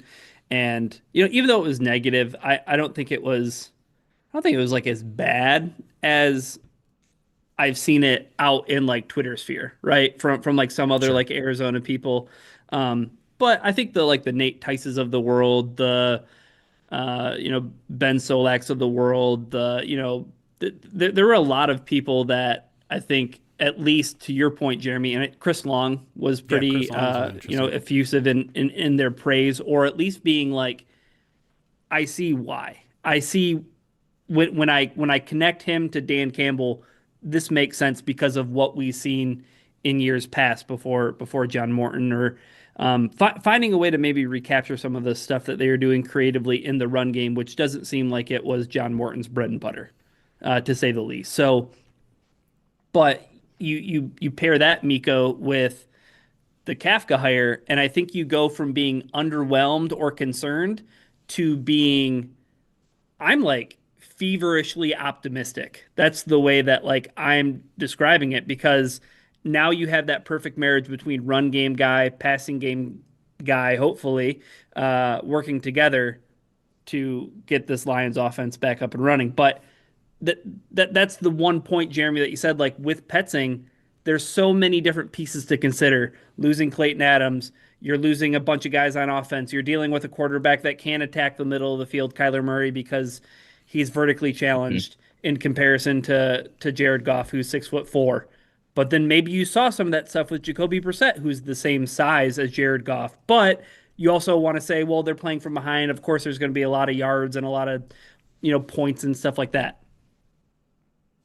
I feel more confident, though, with Kafka and Petzing. And I think a lot of the things that were concerns, I think I can kind of, like, well, there's a Hank Fraley, there's a Mike Kafka, there's a Dan Campbell, right? Yeah. It's not Jonathan Gannon who's running the show. Okay. So I'm pretty optimistic. And now he gets to beat up on him twice a year. I was gonna say that's the one thing that like I know I have to be careful of is like I did this a lot with John Morton where we looked at like his one time as an OC and it was like, well, what did he really have to work with the Jets? And then it turned out that it didn't work that much better here in Detroit, even with an offense that he himself even categorized or described as turnkey. So I do want to be careful in that light of like, man, just because Petzing maybe didn't have the pieces that he's going to have in Detroit, that it's automatically going to be turnkey. But Ryan, you do make a very good point. When you add a Mike Kafka, when you add a Dan Campbell, when you add a Hank Fraley, hopefully that melding of the minds can help make things a little bit more creative, a little bit more unpredictable. Because essentially, I do think that's what the Lions are missing, and I think that's another reason why some people were very down on this hire. Is like, well, nothing about this screams newness, nothing about this screams creativity. Well, now you introduce another top tier offensive mind, Jeremy. And like now I think people can kind of see the vision a little bit more. They can at least start to fantasize about what this offense can be. I still kind of caution people that like we're probably not going to know what this offense realistically looks like until we get into the regular season. Because like you're not going to get any idea of what this offense looks like in the preseason. Like it's going to be super vanilla. So you're probably going to have to wait until about week 3 or 4, maybe week 7, to like really know what this offense is actually capable of under this new collection of offensive minds. The most optimistic I got about this Petzing hire throughout the week of just kind of like thinking about it was just the acknowledgement that this kind of hire is making.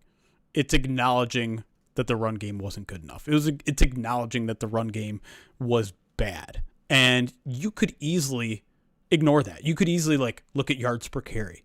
Look at Jahmyr Gibbs having a career year. Like, hey, no, the run game's fine. We just need a little twist turn here. Like, no, to me, this is a sign that they're doing what I think we're all hoping they're doing, which is attacking the run game aggressively and getting it better. And listen, some of that is a little bit too old school for me sometimes at times where I'm just like, no, can you also build out the passing game? Well, here's my Kafka. So maybe that helps too.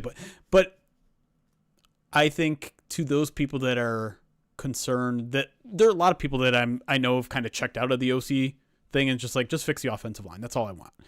To me, the hiring of Petzing has given me more confidence that that's what they're going to do. We've seen them kind of identify problems with their team and attack them aggressively, whether it was cornerback a couple of years ago. I know, not saying they always fix the problem, but they do attack it aggressively. Maybe not edge. Whatever. That's the one. But interior defensive line. Sure. Boy, have they thrown a lot of resources at that. Yeah. And I get the sense that the Petzing thing is a sign of things to come, where this team is not going to let themselves run the ball as inefficiently as they did last year. And that, to me, can change a whole lot about your entire team. It can change a lot about your defense, too. If you're playing possession ball and giving them rests and not going 3 and out as much as you did this past year. And you're able to convert in the red zone and on third downs and on fourth downs.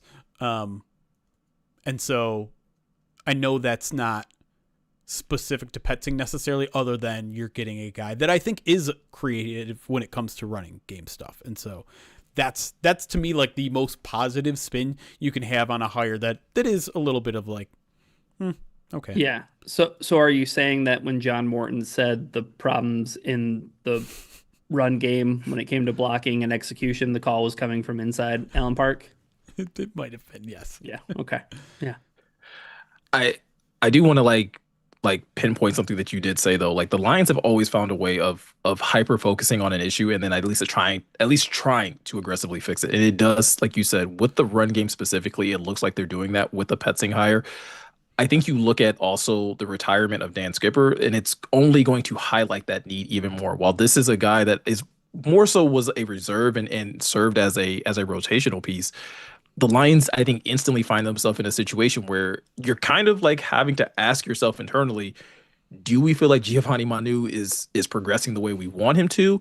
Or how aggressively do we need to be, whether it be in the draft or in free agency, of finding some quality tackle depth? Because to be honest, like Jeremy, I don't think they've ever had like the greatest tackle depth. It's just you were always Dan Skipper was at least reliable in the sense that for most seasons, except for like maybe this past one, he was healthy enough to be out there and to occupy a role.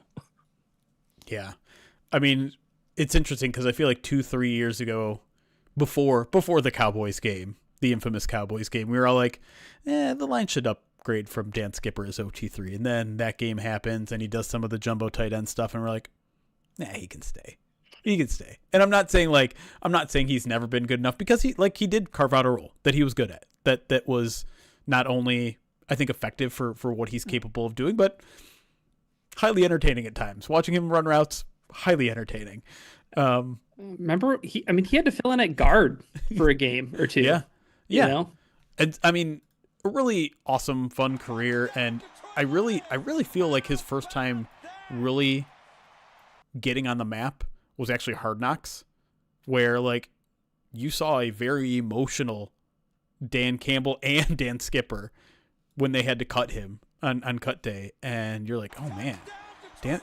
Even like someone for me who sees Dan Skipper almost every day during the year, I'm just like, oh, I didn't take you as a softie. Like you kind of put out this like hard exterior, persona, and to see you like actually go through like serious emotions, I'm kind of more on your side now. And then it just kind of his legend kind of grew from there, and so it is a little bit of a sad day to see him retire, but cool to see him already involved in the East-West Shrine game. And yeah, like you said, Miko, this is now an opportunity for the Lions to invest not just in what might need to be a starting left tackle, but that swing tackle as well. That guy that's going to come in and be your guy that comes off the bench if either your tackles gets hurt or plays jumbo tight end or whatever you need him to be. But I'm going to miss Skip.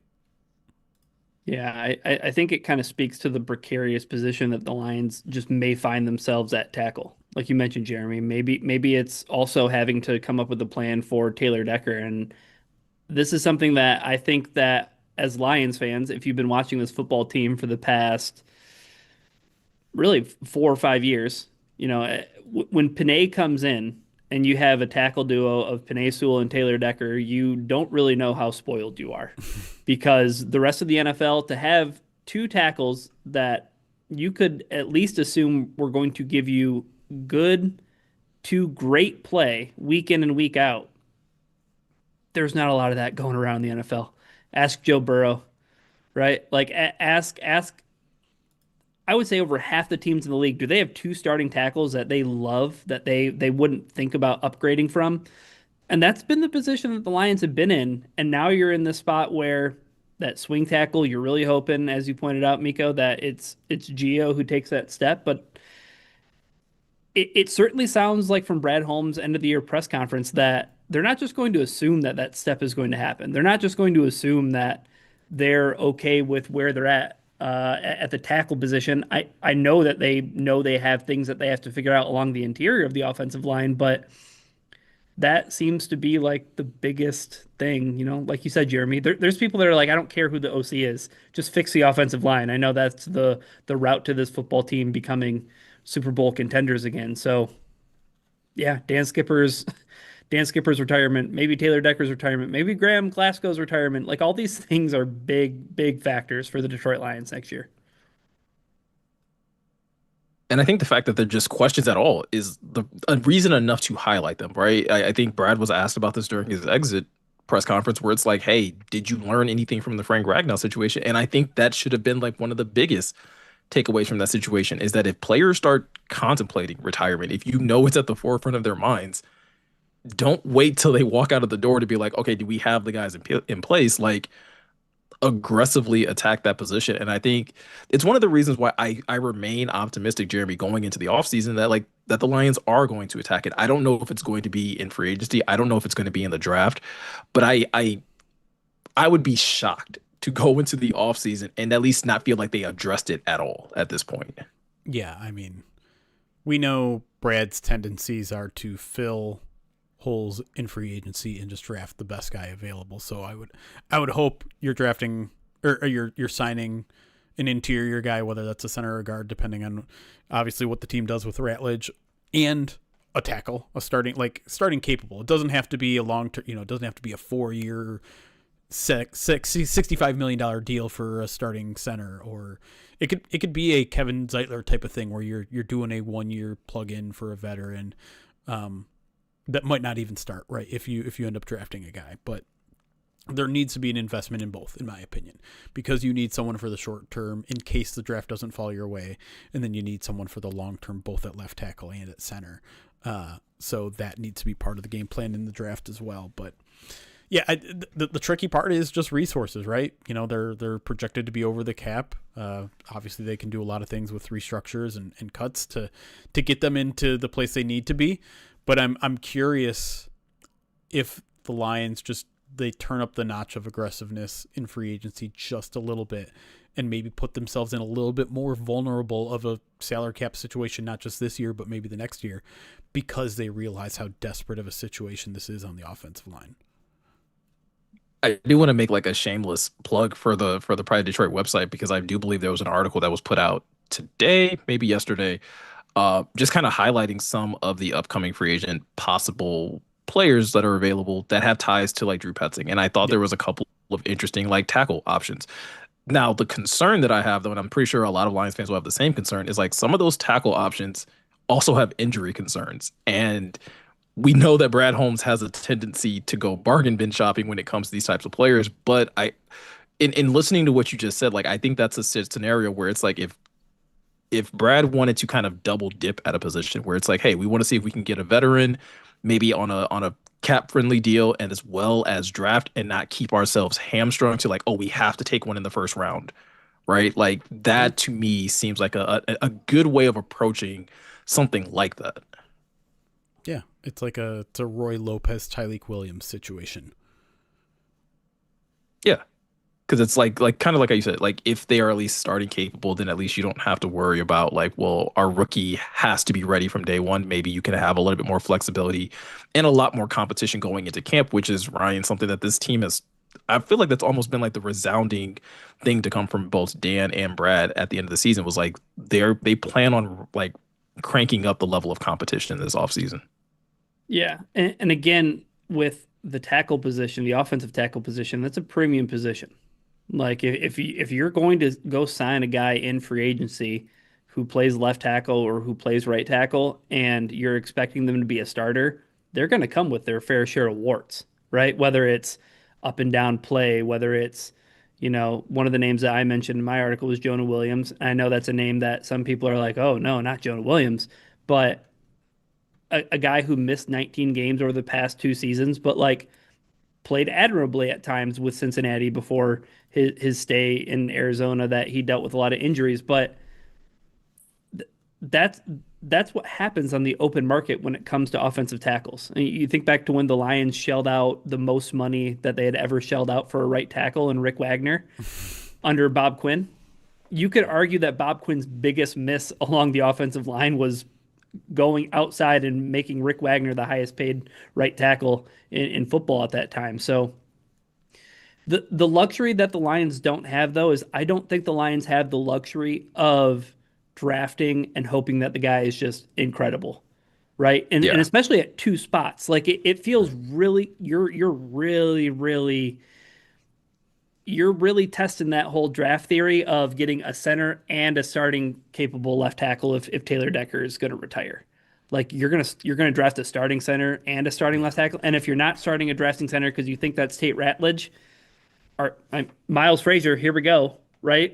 Or what are we doing, right? So I think you have to consider at which spot do you want a veteran, because I think you're going to get at least one veteran in one of those spots. And I think the common sense there is get a veteran center, right? Yeah. When you're calling out predictions, when you're trying to read the defense and their keys before the snap, you don't want a guy that's his head is swimming. And that's part of the reason why they took Tate Ratledge off it in his rookie season, because he's just learning the Lions offense. and that. But part of it is just oh my God, I'm in the NFL. Oh my God, I'm learning an offense that's way more complicated than what I was dealing with. I'm not even thinking about what the defense is doing and what they're trying to do to trick me pre-snap. Mm-hmm. That even if you get a guy who played 3 years at an SEC or Big Ten school, they're still going through a lot of that swimming, and it's daunting for a rookie. And for the Lions to put, another one of these window seasons that's still in the window to a rookie center, like that to me is a little scary. That is, and that kind of counts for Tate Ratledge too, though, in a way. Yes, you know what I mean? Because Frank Ragnow played what position his rookie season? Play guard. He played guard. So, like, again, that's Jeremy's point, right? Like, it's not a super easy transition. And, like, you're talking about, a guy in Ratledge who never played center in an SEC football game. Did not play center in an NFL, so it would feel like having a rookie there, even though he's a second-year player. So, like, I think it's not the Linderbaum thing just drives me nuts. Can we kill it now? But it would be so perfect, Ryan. It would be so perfect, but let the people dream. Why not? Okay, yeah. Let the people dream so that they can set themselves up for disappointment, like they did with Mike McDaniel. Right, and then they can call the Lions an unserious franchise, and then they end up getting. I would say, who's the Mike Kafka of centers? Yes, who's the Mike? Who's the ball-headed center that's going to come in here and make everything okay? Tate Ratledge is going to get rid of the mullet, and that's what that's going to be his announcement that he's playing center. It's like, I'm taking the captain's chair. I feel like this is a good time to transition to some of the other NFC news that has kind of happened, because the Lions aren't the only ones that are making coaching moves. The Green Bay Packers are losing a defensive coordinator, but also gaining a defensive coordinator.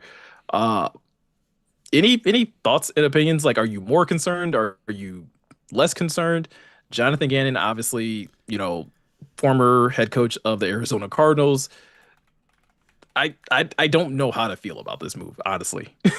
I don't either. I mean, it's kind of surprising because when this happened, I'm like, okay, maybe he's just one of those coaches that's a better defensive coordinator than head coach. I'm not gonna say because he couldn't lead a team because he punched a player that he's not a good defensive coordinator. Yeah, I'm gonna throw that out there. But then, like, he was a defensive coordinator for the Eagles for 2 years, and it's not a ton. And listen, those were some good Eagles defenses. It was very much led by players over scheme, in my opinion. It was just a very talented Eagles defense. It continues to be a very talented Eagles defense. So that is still, they still got a lot of young talent on that Packers defense, but I feel like they were playing above their skill level with Halfley. I'm not sure they're going to get that with Gannon.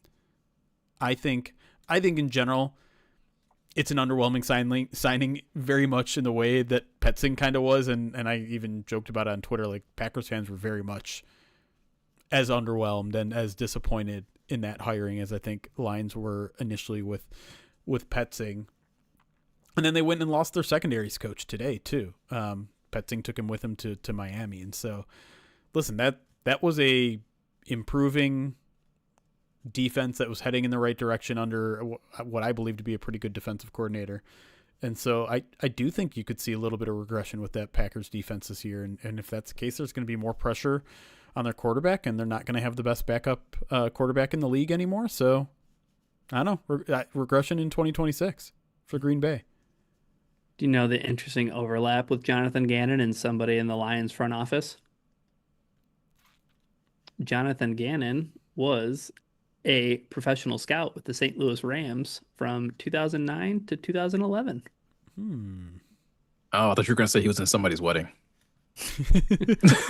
No, as Jeremy pointed out, somebody saw somebody making a cake at a bakery in Dearborn. There's Jonathan Gannon. It is fun that there's going to be Petzing and Gannon going against each other 2 times a year now. And Ben Johnson. There's a lot of things going on in the NFC North with Drew Petzing.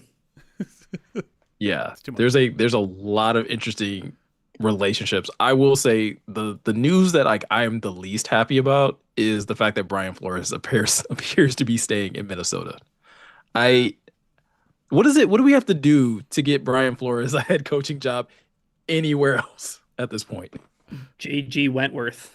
That's what we need to get Brian Flores. We need just a cash settlement. We need to get him what he needs.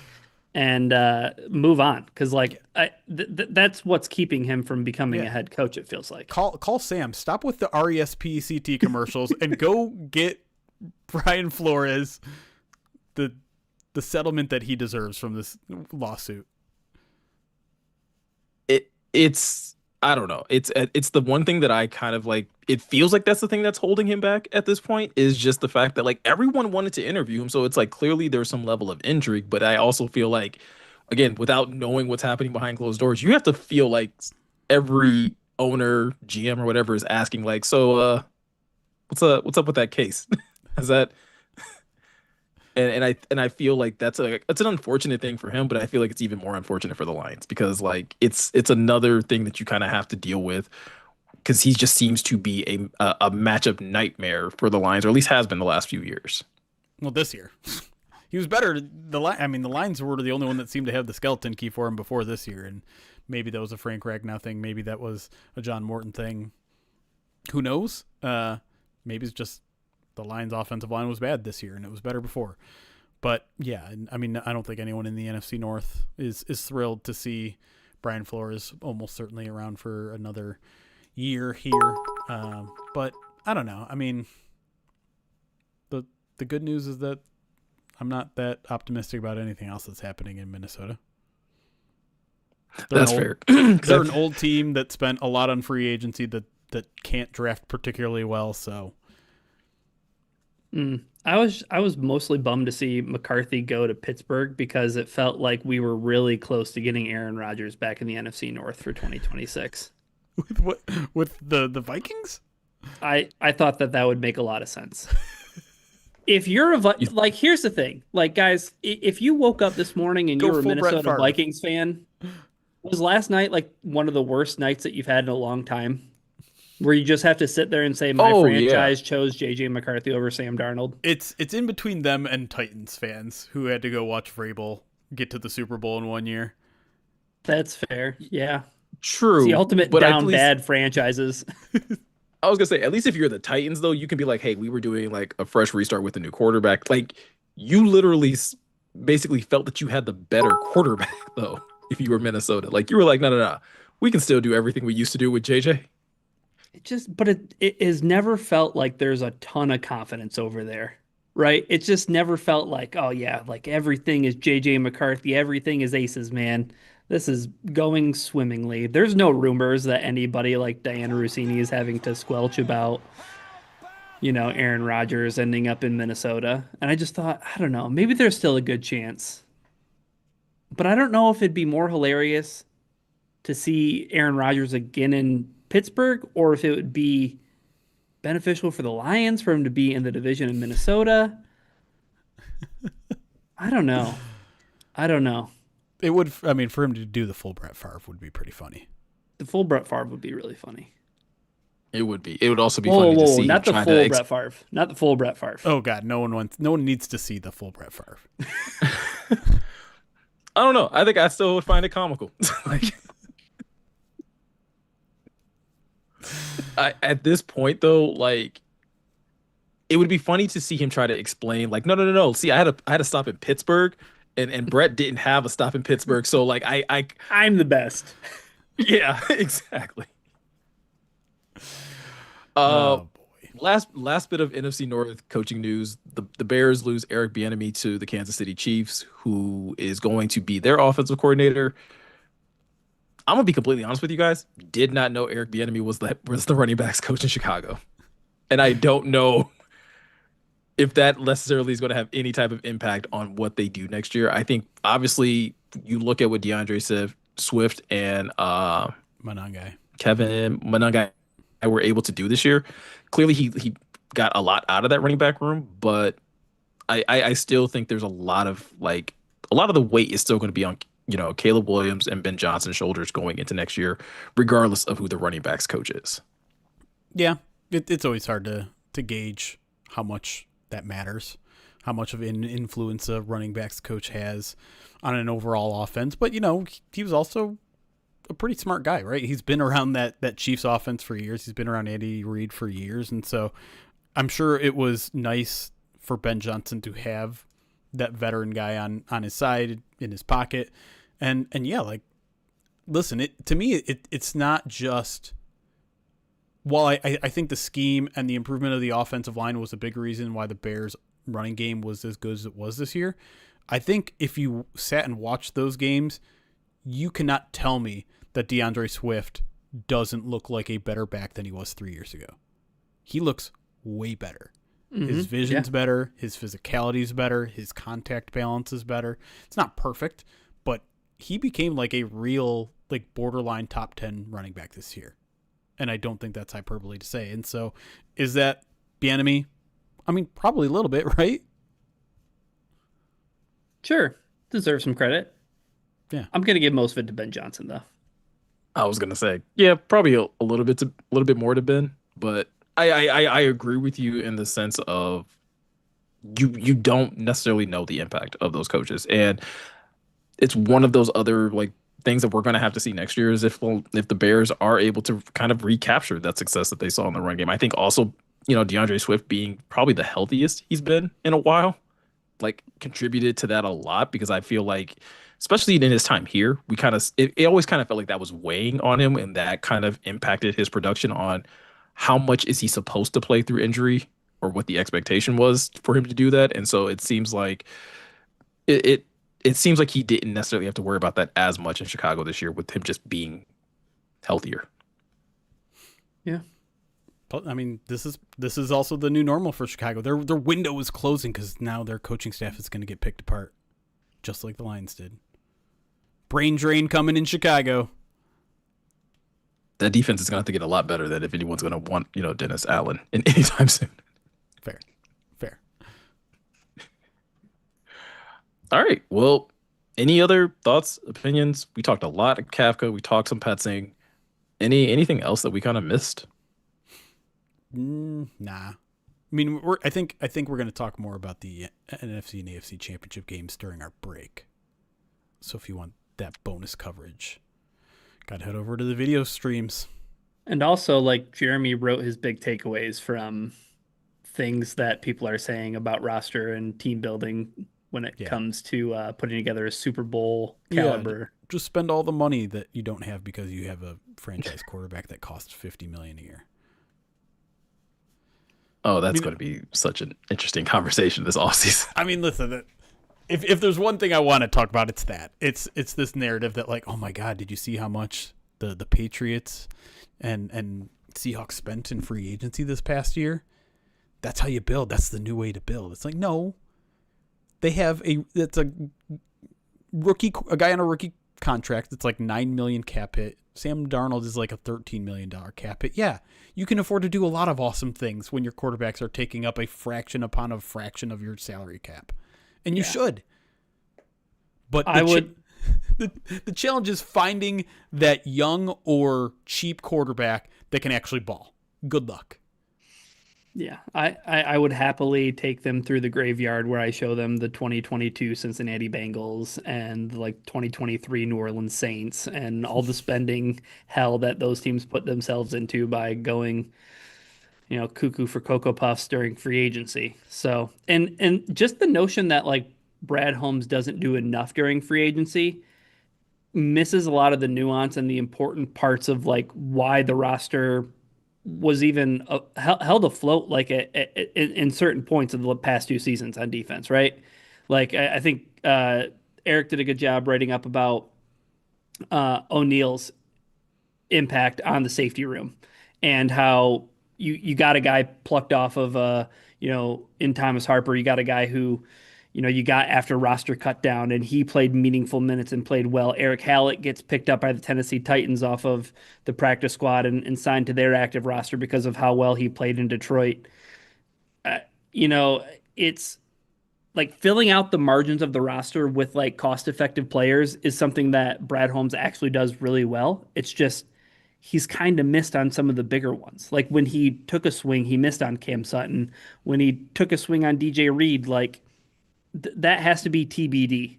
Like, that has to be an incomplete grade right now. You can't say sweepingly whether or not that was a miss or a grab, but, like, it's just like the big signings have been in-house signings of players that he's drafted. And that's the whole debate, Miko, is I think, like, are you going to spend big on free agency up front, or are you doing it because you're taking care of your own players who deserve those second contracts?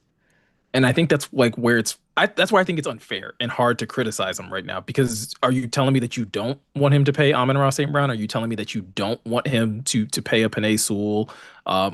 Again, upcoming, like, are you saying that you'd rather have some other big name free agent get signed over signing Jahmyr Gibbs? Because, like, that's the territory that you're kind of in. And these are guys, like, I understand the want to, like, see Brad go out and go sign this former Pro Bowler or this former All Pro, but you also have Pro Bowlers and All Pros that are on your roster right now that are in need of contracts. So are you going to forgo the talent that you know for the talent that you think is going to be good? Because Ryan, you brought it up earlier. We remember, like, I feel like fans are forgetting when, again, different leadership, but when the Lions did go out and spend big and they went out and they were like, oh no, Rick Wagner is going to be the next great right tackle, and then he struggled to stay healthy. Trey Flowers is going to be the next great pass rusher in Detroit. Jesse, like, it's I get it. It's fun to watch ESPN and NFL Network and see the ticker go by and being like, breaking news, the Lions just signed X player, that you're just like, oh, that's the guy. Mm-hmm. I think it's just as important right now, though, that they continue to prioritize their own guys. With that said, though, Jeremy, it puts a bigger microscope on this offseason, though, because you don't have as much cap space, and it is going to be that much more important that you find ways of hitting on both free agency and the draft, because you don't have that. And people do feel like the window's closing, and the only way that you swing, or the only way you kill that narrative, in my opinion, is that you continue to do things the way you've done it and follow that up with success this upcoming season. Like, if you don't do those two things, it's hard to justify not spending. Yeah, I think what Brad Holmes is doing, what Ryan kind of outlaid what he's done, is these kind of peripheral signings, these guys that are building depth, these guys that can step in when you need to. Your Rock Ya-Sins, your Avonte Maddoxes. I think that's the hand that they've been dealt. They need to nail those signings because they have a core that is built on. Because they drafted well, right? Yes. Yeah. And that's not a bad thing. And listen, it's not to say you can't get a starter through free agency. Like Alex Anzalone was a starter that they got kind of off the scrap heap is an exaggeration, but, like, that wasn't a bona fide starter that was like, oh, wow, of course. Well, they signed Alex Anzalone? Wow. Like, those are the ones that they need to hit on. And the ones that's like, that's an interesting signing. I wonder if it's going to work out. The Eagles linebacker last year is very much a similar situation where it's like, Zach Bond. Zach Bond. That did not move the needle much when it happened, but he had an outstanding year. That's what the Lions need to do, and Brad Holmes has shown that he can kind of do it, right? Like, there's some success stories, and then there's some not success stories. When he makes all these signings off the bargain bin, we've seen it work, but we've also seen it not work. Because that's why they're in the bargain bin, right? Like, your Emmanuel Mosleys are in the bargain bin for a reason. Your Marcus Davenports are in the bargain bin for a reason. But so is someone like Roy Lopez, Avonte Maddox, Rock Ya-Sin. Even Amik Robertson, right? Like, that was not a super splash signing. It was maybe like mid-tier. Al-Qadim Muhammad. That's the life that the Lions are living in. And yes, it's hard. It's harder. We've been saying it for years that, wow, this team is drafting really well. They're building a great foundation. Now comes the hard part. How do you make a roster out of an inexpensive core? Well, you do it that way. You don't go out and get one big, huge signing, because you can't. Because then you can't literally get to a roster of 90 or a roster of 53. Yeah. And so you have to cut corners. And no one said it's easy. There's a reason why the one consistent thing that we see with some of these Super Bowl teams, because I don't like to overreact to 1 year, is that the teams that have the best shot are the ones with the cheap quarterbacks, because that allows you to do so much. It's just so hard to find that. Like I said, it's hard to find the quarterback that you can get cheap. It's a shortcut. It's not the only way, but it's a shortcut. It's a shortcut to get to the Super Bowl. The Lions are not living in that situation. They're taking the hard path. And if you want, they can go and try to take the easy path, but the easy path involves getting rid of Jared Goff and trying to find a I was gonna say, and young probably being quarterback. bad for a year. Yeah, and probably missing on a quarterback or two in the meantime. Like, if you want to try that route, go ahead. But it probably involves a failure or two. Might involve a new head coach. You're in the hard path with the Lions, and I know that sucks because you want to take the easy path. You want to spend a bunch in free agency because you got this young quarterback, but that's not where the Lions are right now. They're on the other path. You can still win a Super Bowl that way. The Eagles did it last year. The Chiefs have done it with Patrick Mahomes. It can be done. It's just the hard path, and that's where we're at. Well, hey, everything was so sweet when it was Jalen Hurts on his rookie contract. Everything was so sweet when it was Brock Purdy on his rookie contract. And like now it's getting a little harder the 49ers had a great season. They also had a fourth place schedule, right? And they got bounced in the first round of the playoffs. I will say though, it's also just as important as you're saying, like as you both are saying, like, hey, that you gotta be able to hit on these fringe or like less exciting free agent signings.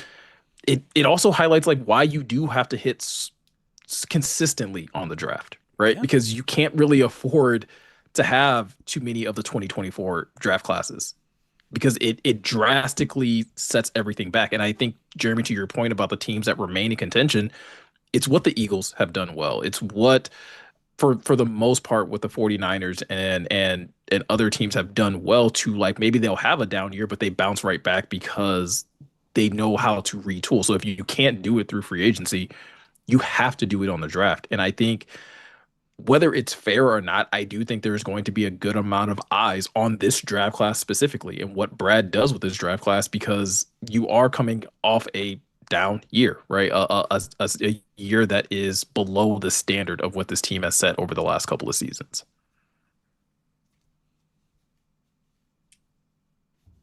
All right. I think we got chat, that off guys. our chest. Everyone can exhale now. Everyone can go back to being excited about the Mike Kafka signing. Again, it's going to be interesting to see exactly what role he is going to be filling on this team. If you want to stay locked into that news and when that news is available, you can always find that over at pridedetroit.com. There are new articles being posted each and every day, multiple times throughout the day. So definitely go check that out. We haven't talked a lot of like mock draft or draft stuff. So if you want to, kind of scratch that itch, that's also where you can find those things until I find a way of like, tricking Jeremy into talking about it. And then, then we'll all be happy. With that said, also, if you want to be able to watch this entire podcast, including what we talk about during the break, you can do that by heading over to our Twitch channel, which is twitch.tv/PrideDetroit, or head over to YouTube at youtube.com/PrideDetroit as well. If you want to stay locked into what we are doing over on the YouTube channel, all you got to do is hit that subscribe button, hit that notification bell. It will make sure that you get notified every time we upload a video, as well as every time we go live over here on Twitch as well. So with all that said, I'm Miko. He's Jeremy. He's Ryan. Thank you guys for taking the time to watch and listen, and we'll see you guys in the next one. Recording stopped. All right. I heard a lot of bit alerts, which can only mean one thing. Matt Kafka joined, Nick. and he's like, Nick. The rise. So let me get through a bunch of these alerts, including a couple that I missed at the end of the last segment. So my apologies. DC Smith, there's a £2 super chat, says thoughts on AG and the Jets coaching situation.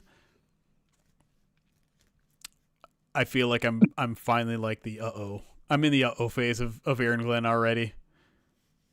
He's gonna probably start the year as the best odds for first coach to be fired, right? Mm-hmm. yeah. I don't know what they're doing. I don't know. Taking away Tanner's play calling. Does that mean they need a new offensive coordinator? Yes, I guess. Who would be calling the plays? The passing game specialist? I don't know. Aaron Glenn calling plays? He's like, I saw Dan Campbell do this. Maybe this will work. That's another job though. Like, who wants that? Like, who wants that OC job when, like, I don't know. Like, I mean, yes, they do have Breece Hall. They do have Garrett Wilson. You got to find someone that loves. You got to find somebody that loves Justin Fields. Maybe just like, again, Aaron Glenn taking the Jets job is a stark reminder for every coach that's on the open market.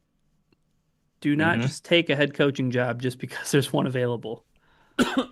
They didn't fire Tanner but there's reports out there that he's not going to be calling plays this year.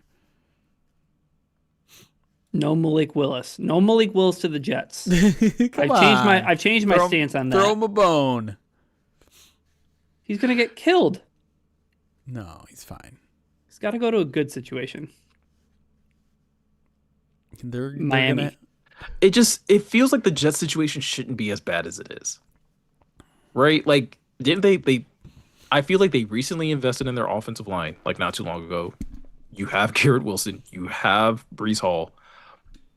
You don't have a quarterback. You traded away your two best defensive players. It just feels like offensively, like it shouldn't be as bad as it is. I'm not saying that it I don't. They just haven't had a quarterback. Like offensive coordinator David Shaw. No. And then the crowd goes quiet. Hold on. I was just thinking about Malik I feel Willis. like a door's open, so hold on. I'll be right back. I was just thinking. For some reason, I thought he close there. It's terrible. For some reason, I thought he said David Webb. That's why it took me a second to register. Like, wait, no, he said Shaw. No, that's not good. I just.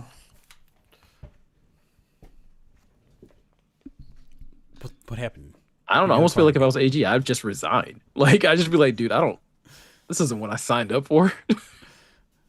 Maybe you just go back to Allen Park and you just sit in Kelvin Shepard's desk, and when Kelvin Shepard shows up, you're like, go back to where you were. Dang. And that's what you get for taking the Miami interview. I'm just kidding. More bits? Yeah, let me get to the rest of the alerts here. Knoxville Lions fan, 42 months, says, love the Kafka hire. Now we got some West Coast themes to go power run game. Maybe a trick play flea flicker or two.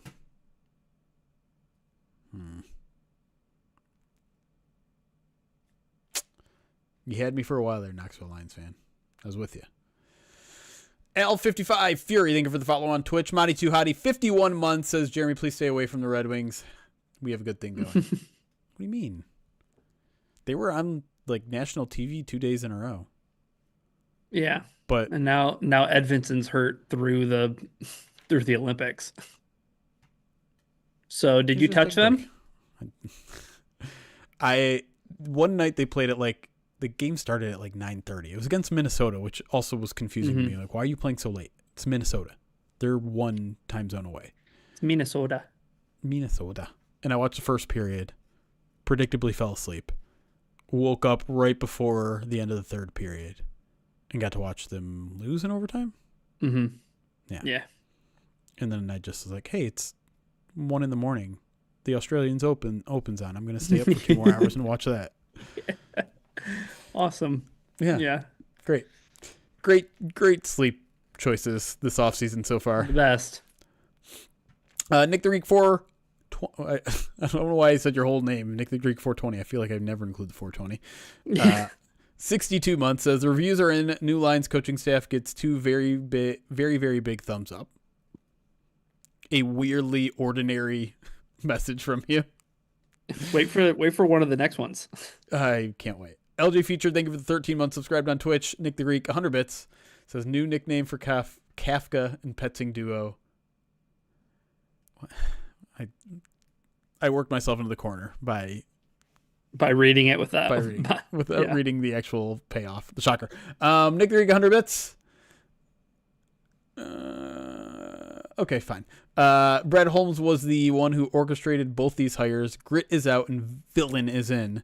He told Dan he was hiring Lex Luthor and Voldemort. All right. More bald-headed jokes. Yep. He's got more. 100 bits. Sheila told Dan that the Motor City needed more chrome, and he delivered. Keep going. There's more bald jokes. Le Mans Builder 33 months says, good job, Caleb. I'm not sure what that's in reference to. Was that from a previous conversation, Le Mans? Sorry, we got to it so late. That was 22 minutes ago. Nick the Greek, 100 bits. Says, I don't have any more football-themed bald jokes. I am trying so hard. All I have left. When Goff IDs a disguised coverage next year, he's going to shout toupee at the line. Keep going because he has another one. 100 bits from Nick the Greek. It says the Lions are going to start Manu next year, but not because of quality of his play. Bald nepotism. Baldism. And 1 bit from Nick the Greek, which usually doesn't get me actually announcing whatever, but because you've already donated like 500 bits, I'll give you this one. It says our favorite Lions organization swapped in a bald coordinator who is more prepared and pays attention to detail. It's called the Pride of Detroit management philosophy.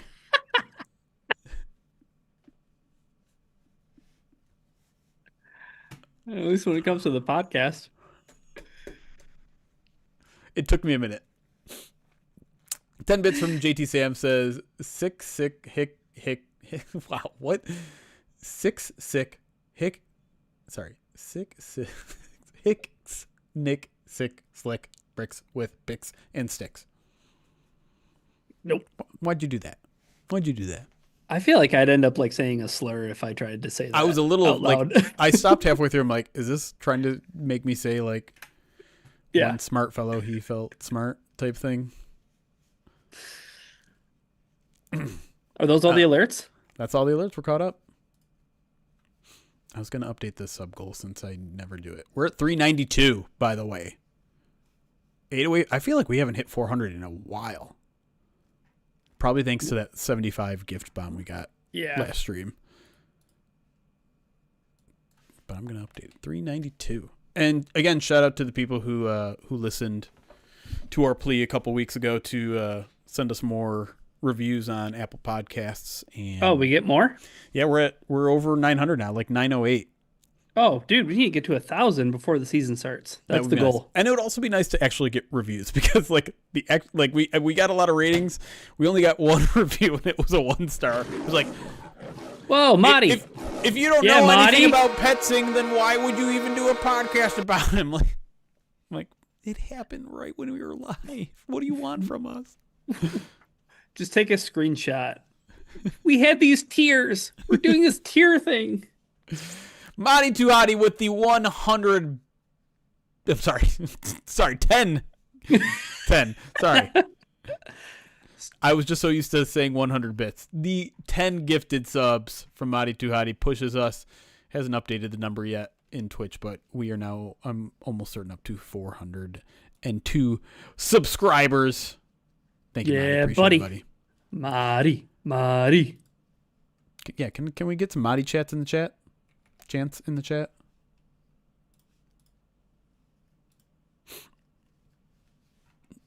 No, I'm not saying that, Uncle Indigo. It's only 1 bit.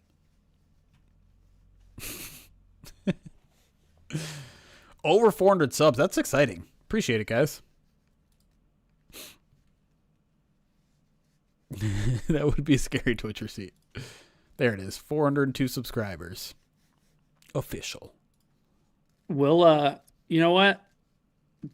Do we only read 5-star reviews? We'll read it for we need to go back to reading reviews. If you leave us a review, we'll read it as long as it's, not going to get anybody fired. So I'll read the review that Jeremy alluded to because it's objectively funny. The title of the review is Awful Presentation. Unlistenable. Droning on and on. No structure. Sucks the fandom right out of me. You get this sort of amazing insight.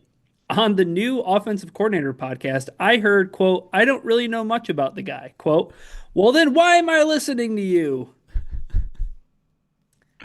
I hate IP Vamish. That's who it's from? Yeah. Hey. Thanks for the feedback, man. Thanks for the 1-star. Next time when news breaks in the middle of a podcast, we'll have a more structured podcast and full opinions on someone that we didn't know about at the time. Yeah. As always, thanks for ignoring context, the internet's #1 issue. The bits, I think you have to donate at least 100 bits to get a noise alert. Uncle Indigo. But thank you for the 25 bits. And because you did it, I will say the alert from your 1 bit that just says, hi, Ryan. Hello.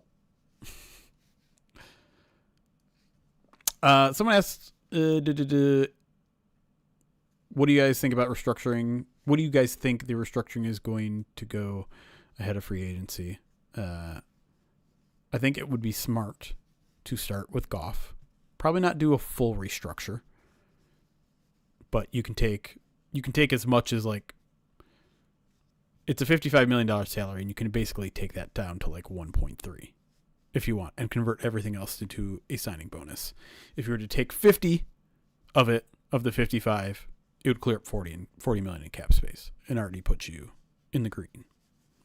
I don't think they're going to do that much, but they're going to do a significant amount. Like, they might not do 50, but they might do 40.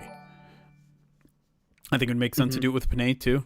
I don't think Panay has that big of a salary, but I don't care how much money you kick down with Panay. Right. Because I want him to be here forever. It's got a $20 million salary. So you could take 19 of that, kick it down. What do you think? What about Amon-Ra? Yeah. I think those are your three that make a lot of sense. I think Amon-Ra's got a slightly bigger salary, and I have no problem kicking that either. No coincidence, obviously, right? But all signed during the same offseason. Yeah.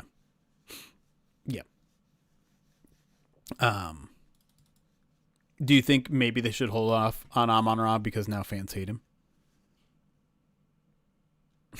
Yeah, I figure. I mean, I think the people want to know how much money can you save by getting that guy out of town.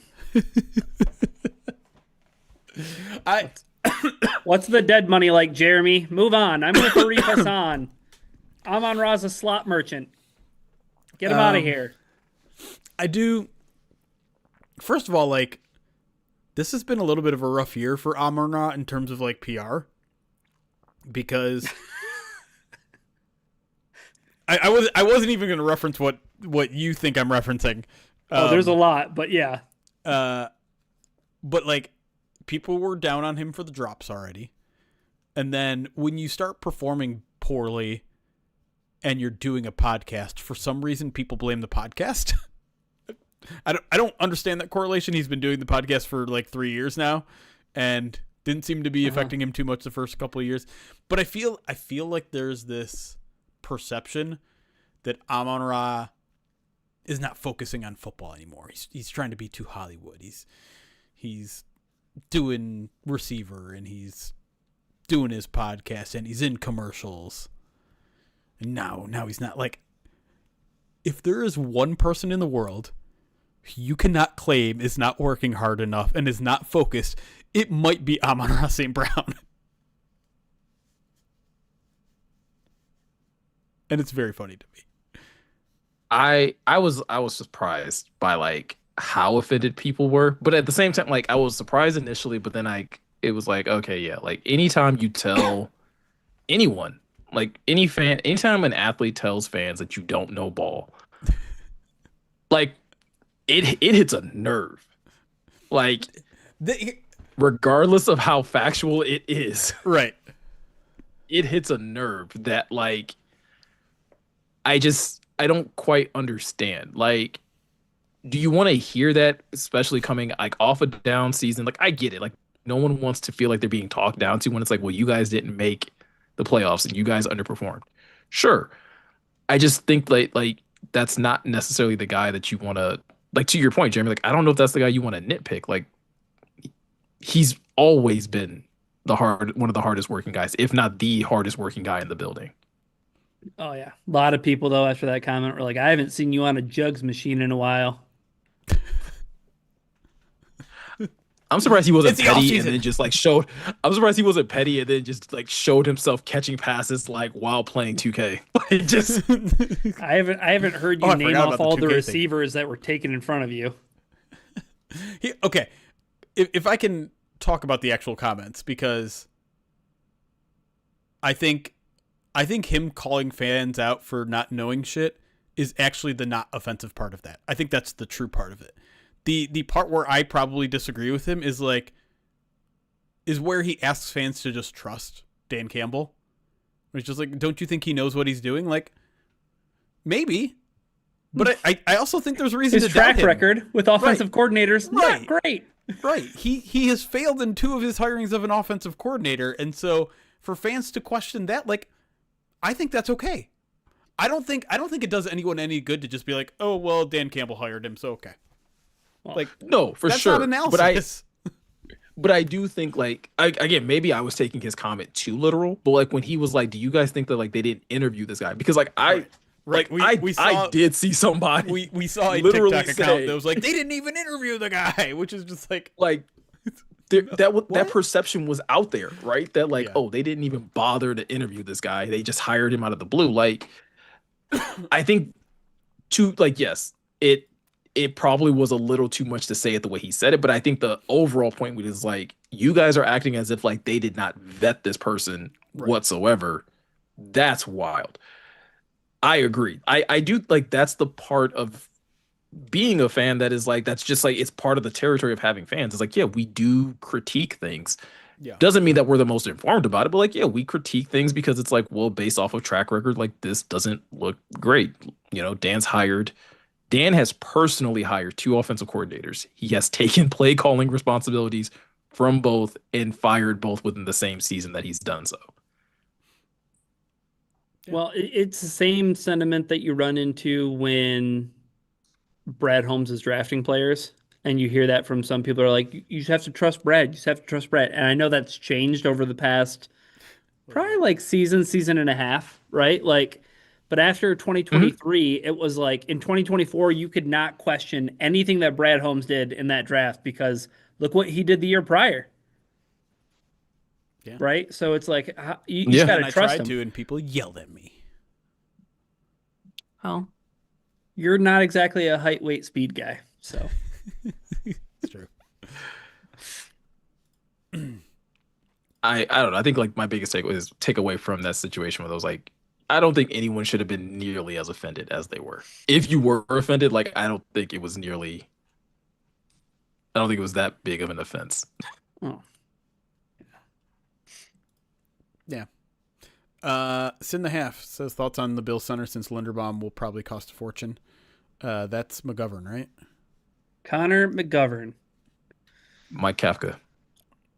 Equivalent. Yeah, interesting name.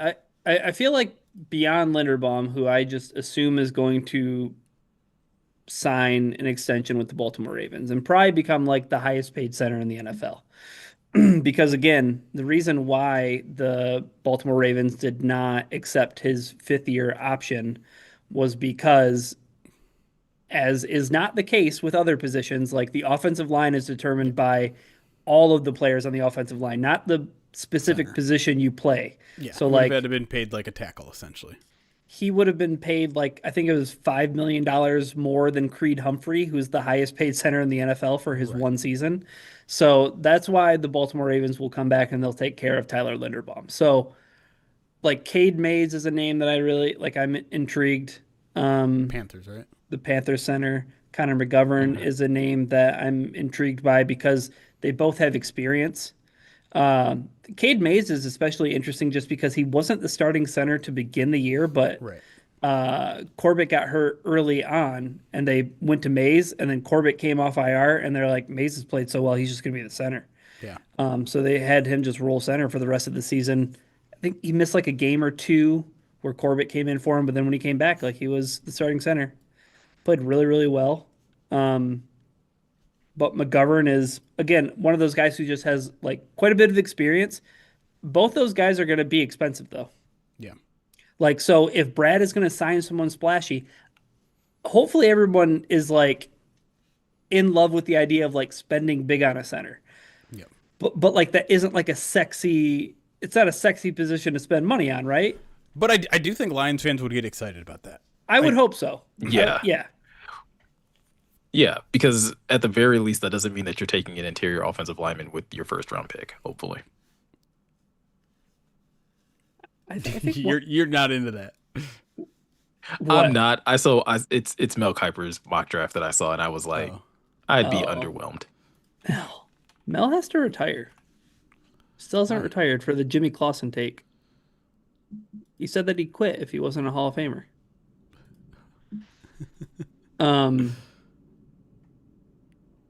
Who did they have? Who did Mel Kiper have the Lions taking, Nico? Do you remember who it was? the guard out of Penn State. I don't know how to pronounce his name. Oh, yeah. It wouldn't be a bad pick, right? Like, I think he would instantly be your starting left guard, Right. just But it's like considering like where he's taking his snaps. But like, yeah, like your issues are on not the left offensive line. guard. Your issues are, yeah, your issues are tackle and center. Mm-hmm. So, Yeah. and I don't know. There are other offensive linemen that I am intrigued by. Yeah. I did anyone there was I think it was JT Sam requested a list cast. Today? Yeah. I think I saw that while you Yeah. were going through. 10 minutes ago. What was it? I haven't seen it. I'm scrolling through it. JT. The only comment I see from him says, Jeremy, the POD is affecting your cooking skills. What does that mean? I don't know. But that's not a list cast request. In California Lions, if you're still here, you requested something in the first half that we didn't see. Top 5 color commentators in football. I'm gonna be honest with you. I don't even know if I have 5. 5 color guys in football.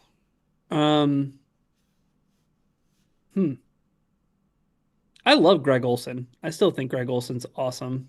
Is he still doing it? Yeah. Mm-hmm. He's just the 2 crew in Fox? Yeah. Yep. Is it a hot take to say I like Herb Street? No. No. Okay. I like Herb Street. Herb Street would make my 5. I know people don't like Collinsworth, but I do. You like Collinsworth, I know. I do. Yep. Collinsworth is You my weirdo. 5. He points things out quicker than he's just like he's got such a good eye for the game. Mm-hmm. I know he has weird mannerisms and he drools over players a little bit too much. But he's got a very good eye for the game. Has Romo gone from the best to the worst? Like, I can't tell if he has just I hate him. sucked the fun out of it for Jim Nance, but like Romo is so actively bad. I've hated him from day one. Like, I know that might be a little like I've hated him from day one. He annoyed the hell out of me. Miko's a hipster. Hipster Tony Romo hater. Is it I top hated 5, Tony Romo. top 5 current or all time? That's a good question. Because if it's all time, I mean, that's a big, there's a lot to work through there. I don't I'm know. enjoying Brady, but like again, if I have to name 5, and especially if we're talking current, like I would probably throw Brady in there. Brady's gotten better, But, but I like- don't know if he's in my top 5. Brady's gotten better. That's for sure. Aikman. I enjoy Aikman. I think he's Aikman's too old school for me. solid. Just Aikman hates analytics, so Jeremy hates him. it's true. No, what was it? Aikman? Who was it? No, I think it was Romo. There was one time when like a team lined up to go for it, Uh-huh. and then the column commentary is like, "I like this. I think this is a good opportunity to get points. You know, you're that close. It's a 4th and short." And then they called a timeout. They pulled the field goal team out, and he goes, "I like this. I think you just take the points here." And I'm like, "What are you doing?" You fence sitter. I'm looking at her names because I was like trying to like I've seen Get the my- Collinsworth kid video. Don't. That's not part of this conversation. Sorry. I'm trying to I was trying to think of names, but I do like Charles Davis. I do like Trent It was- Green. Sorry, it was Brady. It was Brady who did that. Was it Brady? It was Brady who did that. Ugly stuff. I don't particularly care for Dan Orlovsky when he's doing color on games. Thoughts on JJ? JJ Watt? Yeah, as a color comment, not as a person or a player. I Color haven't. commentator. I don't feel like I've heard enough from him. Like, Okay. because was it this year or last year that he started? I It think he hasn't been started very last long, year. Has it? I think it was last year that he started. There was I feel like I've enjoyed games that he's covered. Yeah, he's just like young and like with it, right? Yeah, like I That know helps. I wasn't. I guess I can just say like I know I wasn't like appalled or just like this is annoying the way I am with like Vilma Mm-hmm. or Romo. Who? There was some like Jason off- McCourty's fun too. Like I think he's solid. I feel like there was like an alternate broadcaster, like a weird, like maybe it was a Netflix crew or something, where I'm just like, hey, this is actually kind of good, and I can't remember who it was. Try to find my tweet. Was it Because didn't JJ Watt do it? Yeah, because that's CBS, right? So Yeah. I was gonna ask, was it Jason Garrett? Because I feel like he did one of the weird streaming games. and it does say that he joined Iron Eagle on the network's #2 game, announcing in 2025. So this year was his first year announcing games. Okay. JJ Watt was, yeah. Yeah, I don't know. I'm out of good ideas. Good color commentators. There's our 5. Collectively. I guess I'll allow Collinsworth by default. Yep. You have to agree now. DC Smith, there's another £2 super chat, says 4th place schedule, Saleh, Harbaugh, and the new Arizona dude. Get those guys. That Giants game could potentially be tough. Yeah, I was gonna say like when they don't know their Yeah, I'm gonna be intrigued to see how that goes. What specifically? Giants Harbaugh? or Just Giants and Harbaugh, right? Yeah. Like super successful for a long time. Just the one Super Bowl.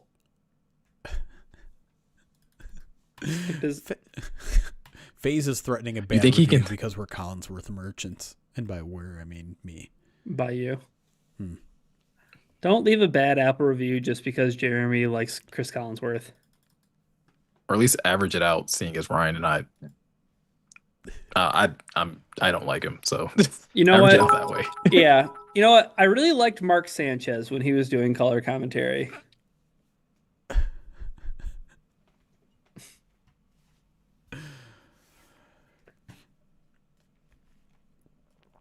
Who's someone that you think currently in the NFL would be a good color commentator? Aiden Hutchinson. I'm kidding. Indigo. Indigo, you're my biggest hater.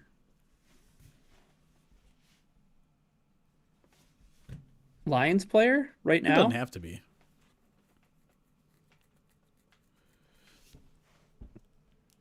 Jamal Williams. I don't know. Is it weird that I feel like defensive players like make color commentating more fun? Just because, like, I don't know. Like, I just feel like they're just a little more entertaining. Aqib Talib was really fun to listen to on color commentary. Yeah, forgot about like Aqib they're not. They Talib. they don't necessarily care about breaking down the game per se. It's just like they're just gonna react to everything that's happening. Yeah. I know for a fact it's not Golden Tate. I know it's not Golden Tate. Oh, come on. He got better the second time around. I did see the Kirk Cousins, the studio analyst stuff. Like he was doing pregame on the. I thought he did pretty solid with that. That seems like it's kind of natural for him. Yeah. He should stop. He should stop playing football and do that. Like it'd be good for him. Ooh, DJ Reader's a low-key good answer. I like that moldy. Depending on the DJ reader you get, though, because on social media he'll say whatever he wants. I don't know if he'd work well in a booth. He's just tweeting while the game's going on. Someone's like, why does DJ Reader keep pronouncing this guy's name wrong? It's Kafka, not Kafka, DJ reader. You know what? Give me Taylor Decker as a color commentator. Oh, I don't want to think about his post-playing career yet, Miko. Graham Glasgow. He already does Twitch. He streams. It's like the same thing. It's totally the same thing. Jeremy does it. I see Jeremy do play-by-play. Yeah, there you go. Bring him in the Madden Sim.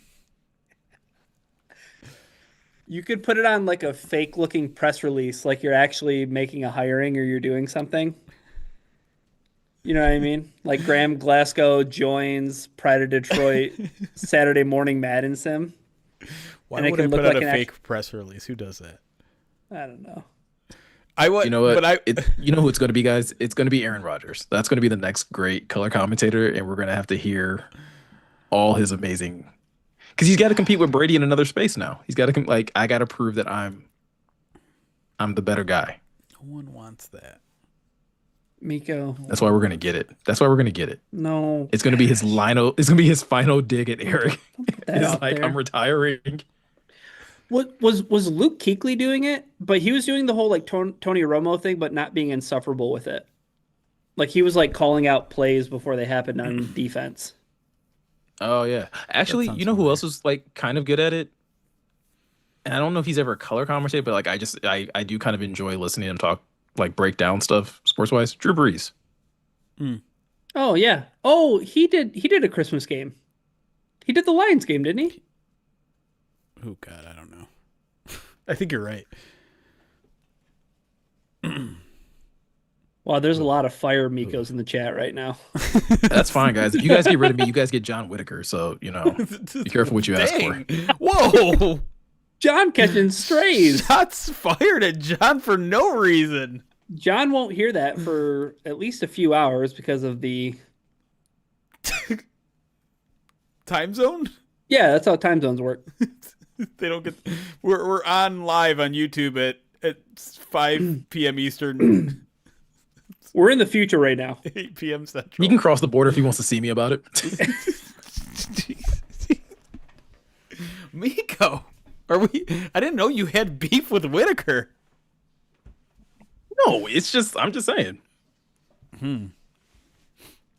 Nobody else has the free time, and nobody else, you know. Never mind. What are you gonna say? I have to kick Miko off this call in a minute here before he starts some company drama. Don't you have to read something from Nick the Greek? Don't you? No, I don't. I have 100 bits from Nick the Greek. I'm not reading that one. You're not reading that one? No.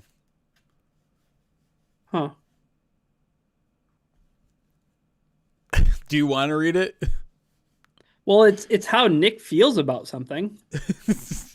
Yeah. Nick the Greek 100 bits says, "Folks, I'm thrilled to report that Mike Payton has been added to the Detroit Lions in-house media team.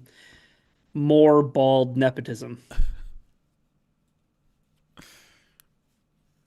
Nick the Greek excited for Mike Payton's new opportunity, according to him, per sources. Per his sources. Per Nick the Greek sources. Even Dan Pask is saying goodbye. I think that means it's time to shut it down. Yeah, I think maybe it is.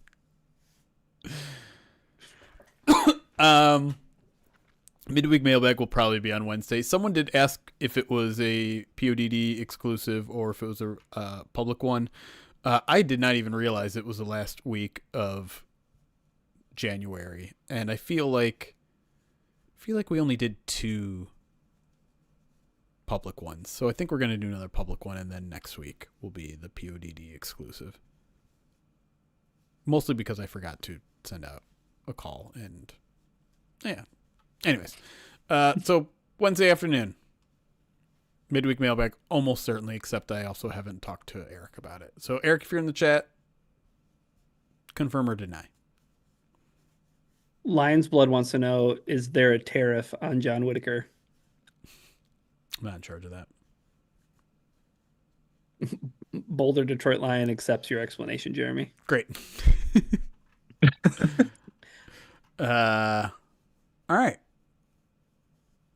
I think it's time to get out of here. Thanks for hanging out with us tonight, guys. I got nothing else to say. I got no outro. You guys got something to say before we get out of here? Who's going to win the Super Bowl? No explanation. Just give me a team. Seahawks. I'll go Patriots just so that we don't jinx it and do the whole like, oh no, we all picked them. You think the New England Patriots social media manager is watching this stream? I think that would be a great thing to clip. If they like were pulling receipts. Do you really think they're watching this? There needs to be like a graphic of us holding up a Seahawks. All 3 of us. Yeah. For them to we use it. can put that in post. We'll have John Whitaker do it. No reason. No reason for it. All right, we're getting out of here. Have a good night, everybody. We'll see you Wednesday afternoon.